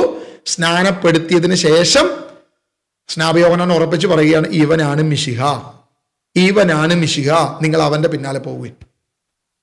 അപ്പോഴും നമുക്കൊരു പ്രശ്നം നിൽക്കുക. അതായത് ഇവനാണ് ലോകത്തിന്റെ പാപങ്ങൾ നീക്കുന്നതെന്ന് പറഞ്ഞു, ഇവൻ പരിശുദ്ധാത്മാവിന്റെ സ്നാനം കൊടുക്കുമെന്ന് പറഞ്ഞു. എനിക്ക് ഇവനെ അറിയില്ലായിരുന്നു. സ്വർഗത്തിന്റെ സാക്ഷ്യം ഞാൻ കണ്ടപ്പോഴാണ് എനിക്ക് പൂർണ്ണമായി ബോധ്യം കിട്ടിയത്, ഇവനാണ് മിശിഹ എന്ന് പൂർണ്ണ ബോധ്യം കിട്ടിയത് എന്ന് പറഞ്ഞു. ഇവനാണ് ദൈവപുത്രൻ എന്ന് പറഞ്ഞു, ഇവനാണ് ദൈവത്തിന്റെ പരിശുദ്ധൻ എന്ന് പറഞ്ഞു, ഇവനാണ് പരിശുദ്ധാത്മാവിനെ സ്നാനപ്പെടുത്തുന്നവൻ എന്ന് പറഞ്ഞു. ഈ കാര്യങ്ങളെല്ലാം പറഞ്ഞ് ഇസ്രായേലിന് ചൂണ്ടിക്കാണിച്ചിട്ടും ഇത്രയും തെളിവുകൾ ഉണ്ടായിട്ട് പിന്നെയും സ്നാപക യോഹന്നാൻ യേശുവിനെ കുറിച്ച് സംശയം ഉണ്ടാകുമോ ഇല്ലയോ? യാതൊരു വിധത്തിലും യേശുവിനെ കുറിച്ച് യാതൊരു സംശയം ഉണ്ടാകത്തില്ല. പകരം സംശയം ഉണ്ടായത് സ്നാപക യോഹന്നാൻ അല്ല, സ്നാപക യോഹന്നാന്റെ 2 ശിഷ്യന്മാർക്കാണ്. സ്നാപക യോഹന്നാന്റെ 2 ശിഷ്യന്മാർക്കാണ് യേശുവിനെ കുറിച്ച് സംശയം വരുന്നത്. അതാണ് നമ്മൾ മത്തായി സുവിശേഷം 11-ാം അധ്യായത്തിൽ നമ്മൾ കാണുന്നത്. യോഹന്നാൻ കാരാഗ്രഹത്തിൽ വെച്ച് 11:2 ഒന്നുകൂടി വായിച്ചോ. യോഹന്നാൻ കാരാഗ്രഹത്തിൽ വെച്ച് ക്രിസ്തുവിന്റെ പ്രവർത്തനങ്ങളെ കുറിച്ച് കേട്ട് ശിഷ്യന്മാരെ അയച്ചു അവനോട് ചോദിച്ചു, വരാനിരിക്കുന്നവൻ നീ തന്നെയോ അതോ ഞങ്ങൾ മറ്റൊരുവനെ പ്രതീക്ഷിക്കണം? നിങ്ങൾ വാക്യം വായിക്കുമ്പോൾ ഞാനൊരു ചെറിയൊരു കാര്യം പറയാം, അതൊന്ന് ശ്രദ്ധിച്ചിട്ട് നിങ്ങൾ വാക്യം വായിക്കുകയാണെങ്കിൽ നിങ്ങൾക്ക് ഇത് മനസ്സിലാവും. സ്നാപക യോഹന്നാൻ ഇപ്പോൾ കാരാഗ്രഹത്തിൽ അടയ്ക്കപ്പെട്ട് കിടക്കുക. തൻ്റെ ശുശ്രൂഷ അവസാനിച്ചു. നിങ്ങൾ അവൻ്റെ പിന്നാലെ പോകാൻ പറഞ്ഞു. എല്ലാവരും അവൻ്റെ പിന്നാലെ പോയി, സകലരും അവൻ്റെ പിന്നാലെ പോയി. ഇതെല്ലാം നടന്നിട്ടും സ്നാപക യോഹന്നാൻ ജയിലിൽ കിടക്കുമ്പം, കാരാഗ്രഹത്തിൽ കിടക്കുമ്പോൾ യേശുവിൻ്റെ ശുശ്രൂഷയെക്കുറിച്ച് എങ്ങനെ അറിഞ്ഞു എന്ന് ചോദിച്ചാൽ, അന്ന് യൂട്യൂബിൽ കണ്ടിട്ടായിരിക്കില്ല, വാട്സാപ്പിൽ യേശു മെസ്സേജ് അയച്ചതും ആയിരിക്കില്ല. ഒരൊറ്റ വഴിയേ ഉള്ളൂ. സ്നാപക യോഹന്നാന്റെ ശിഷ്യന്മാർ വന്ന് യേശു ചെയ്യുന്ന പ്രവർത്തനങ്ങൾ, യേശു ചെയ്ത അത്ഭുതങ്ങളും അടയാളങ്ങളും ആരെ കാണിച്ചു? ആരോട് പറഞ്ഞു കൊടുത്തു? സ്നാപക യോഹന്നാനോട് പറഞ്ഞു കൊടുത്തു.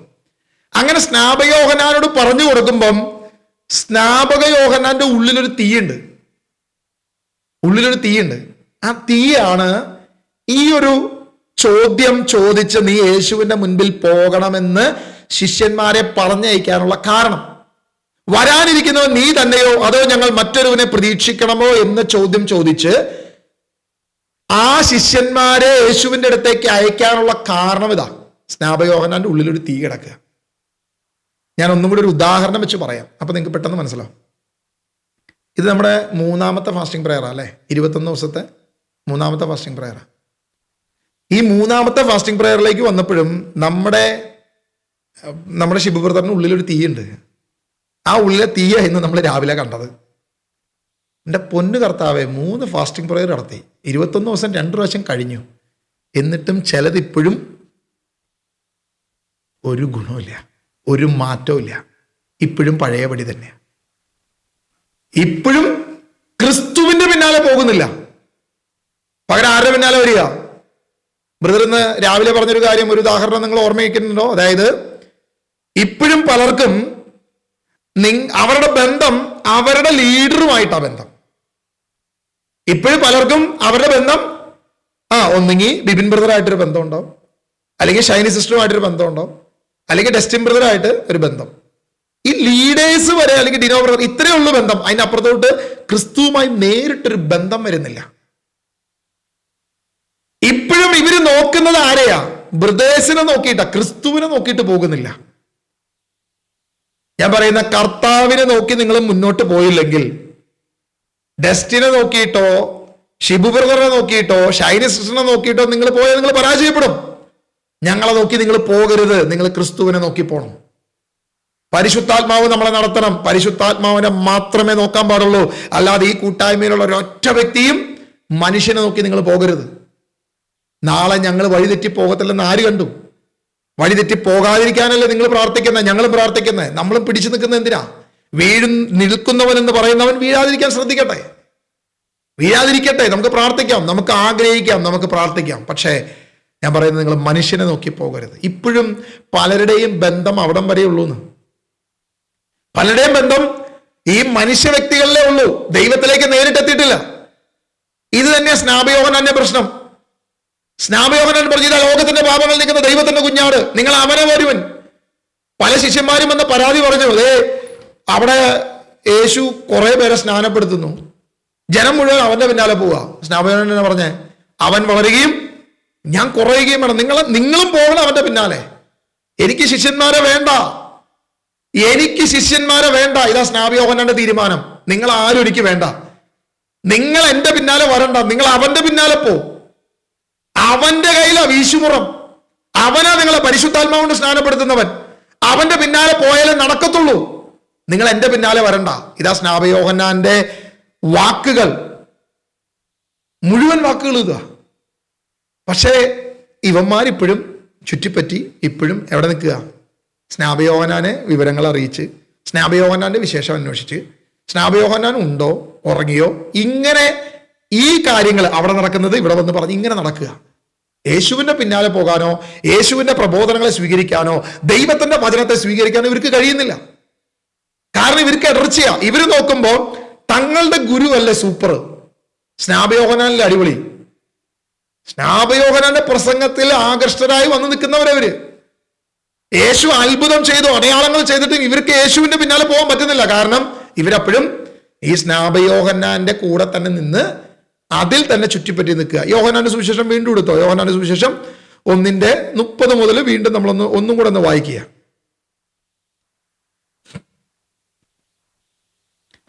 35 മുതൽ വായിച്ചാലും മതി. 35 മുതൽ. അടുത്ത ദിവസം യോഹന്നാൻ തന്റെ ശിഷ്യന്മാരിൽ 2 പേരോടുകൂടെ നിൽക്കുമ്പോൾ യേശു നടന്നു വരുന്നത് കണ്ടു പറഞ്ഞു, ഇതാ ദൈവത്തിന്റെ കുഞ്ഞാട്. ഇത് മുമ്പ് പറഞ്ഞതാണേ, അമ്മമാര് പോയില്ല. കാണിച്ചു കൊടുത്തതാണേ, അമ്മമാര് പോയില്ല. ഇനിയെങ്കിലും അമ്മമാര് പോട്ടെ എന്ന് പറഞ്ഞിട്ട് അടുത്ത ദിവസം യോഹന്നാൻ തന്റെ ശിഷ്യന്മാരിൽ 2 പേരോട് കൂടെ നിൽക്കുമ്പോൾ യേശു നടന്നു വരുന്നത് കണ്ടു പറഞ്ഞു, ഇതാ ദൈവത്തിന്റെ കുഞ്ഞാട്. അവൻ പറഞ്ഞത് കേട്ട് ആ 2 ശിഷ്യന്മാർ യേശുവിനെ അനുഗമിച്ചു. യോഹന്നാൻ ഹാപ്പിയായി. 2 യേശുവിന്റെ പിന്നാലെ പോയി. അവൻ വളരട്ടെ, ഞാൻ കുറയട്ടെ. 2 യേശുവിന്റെ പിന്നാലെ പോയി. ആരാ? ഒന്ന് യോഹന്നാനും. യോഹന്നാന്റെ പേര് പറയുന്നില്ല, അന്ത്രയോസിന്റെ പേര് പറയുന്നുണ്ട്. ഒരുവൻ അന്ത്രയോസായിരുന്നു പറയുന്നുണ്ട് പിന്നീട്.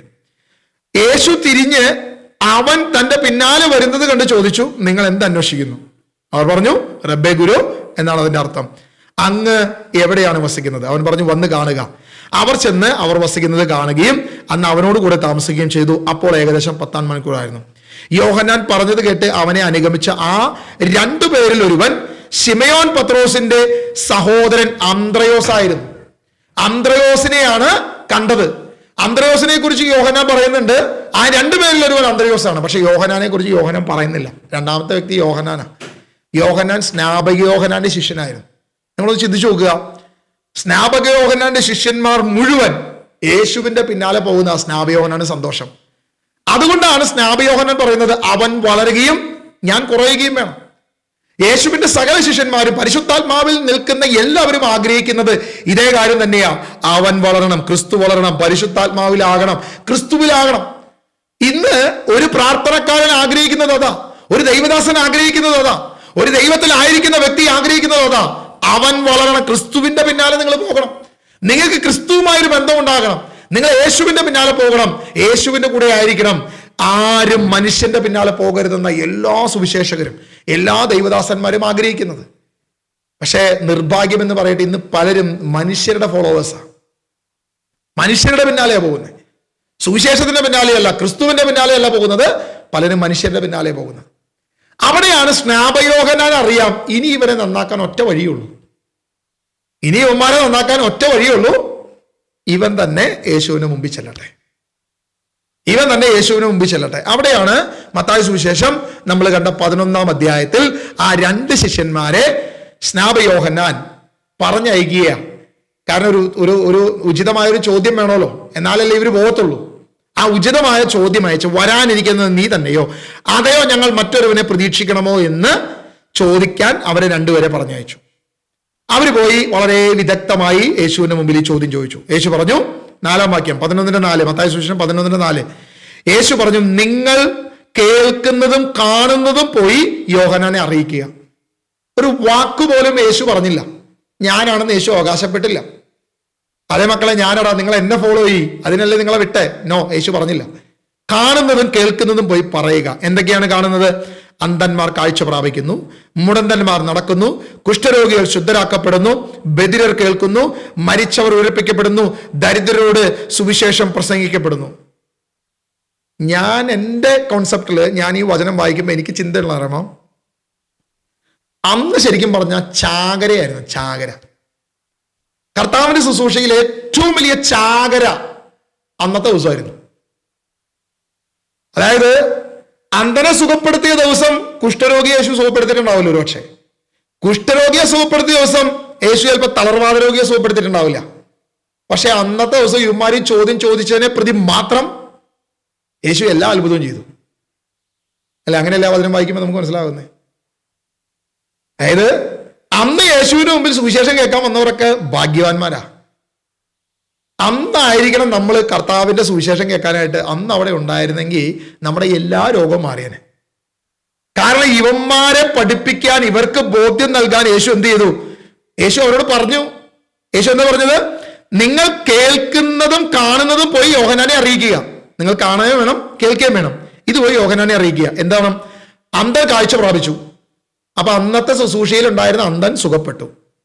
മുടന്തൻ നടന്നു, അന്ന് മുടന്തനും നടന്നു. കുഷ്ഠരോഗി ശുദ്ധമാക്കപ്പെട്ടു. ചെവി കേൾക്കാൻ പാടില്ലാത്തവൻ കേട്ടു.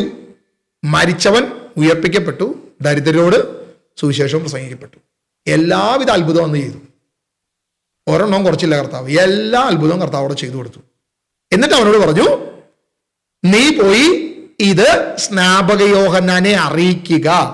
എന്ന് പറഞ്ഞിട്ട് അതിൻ്റെ 6-ാമത്തെ വാക്യം വളരെ ക്ലിയറാണ്. 6-ാമത്തെ വാക്യം വായിച്ചാൽ, എന്നിൽ ഇടർച്ച തോന്നാത്തവൻ ഭാഗ്യവാൻ. എന്നിൽ ഇടർച്ച തോന്നാത്തവൻ ഭാഗ്യവാൻ. സ്നാപകയോഹന്നാൻ എന്നിൽ ഇടർച്ചയില്ല. സ്നാപകയോഹന്നാൻ എന്നിൽ വിശ്വാസമേ ഉള്ളൂ. എന്നിൽ ഇടർച്ചയുള്ള 2 എണ്ണത്തിനെയാണ് സ്നാപകയോഹന്നാൻ അവിടെ നിന്ന് ഇങ്ങോട്ട് പറഞ്ഞയച്ചേക്കണേ. ആ 2 എണ്ണമാണ് ഇപ്പൊ അങ്ങോട്ട് വന്നു പോയത്. അവന്മാരിൽ ആണ് യഥാർത്ഥ ഇടർച്ച. അവരാണ് ക്രിസ്തുവിനെ ഫോളോ ചെയ്യാൻ നിൽക്കുന്നത്, പകരം മനുഷ്യനെ ഫോളോ ചെയ്യാൻ നിൽക്കുന്നത്. സ്നാപകയോഹന്നാൻ എന്ന പ്രവാചകനെ ഫോളോ ചെയ്ത് നടക്കുക. അവർക്കിപ്പോഴും ക്രിസ്തുവിനെ കാണാൻ പറ്റുന്നില്ല. അവരുടെ കണ്ണിപ്പോഴും തുറക്കുന്നില്ല യേശുവിന് മുമ്പിലേക്ക്. അവർക്കിപ്പോഴും ആ സ്നാപകയോഹന്നാന്റെ പിന്നാലെ നടക്കുക. 7-ാം വാക്യം മുതൽ നിങ്ങൾ വായിച്ചാൽ യേശുവിന്റെ മനോഭാവം, ഹൃദയം വ്യക്തമായിട്ട് മത്തായി എഴുതിയിട്ടുണ്ട്. അവൻ പോയതിനു ശേഷം യേശു ജനക്കൂട്ടത്തോട് യോഹന്നാനെ കുറിച്ച് സംസാരിക്കാൻ തുടങ്ങി. എന്ത് കാണാനാണ് നിങ്ങൾ മരുഭൂമിയിലേക്ക് പോയത്?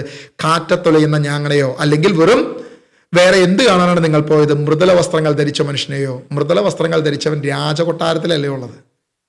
കുറെ എണ്ണം യോഹന്നാന്റെ പിന്നാലെ പോയി. എന്ത് കാണാനാണ് നിങ്ങൾ പോയത്?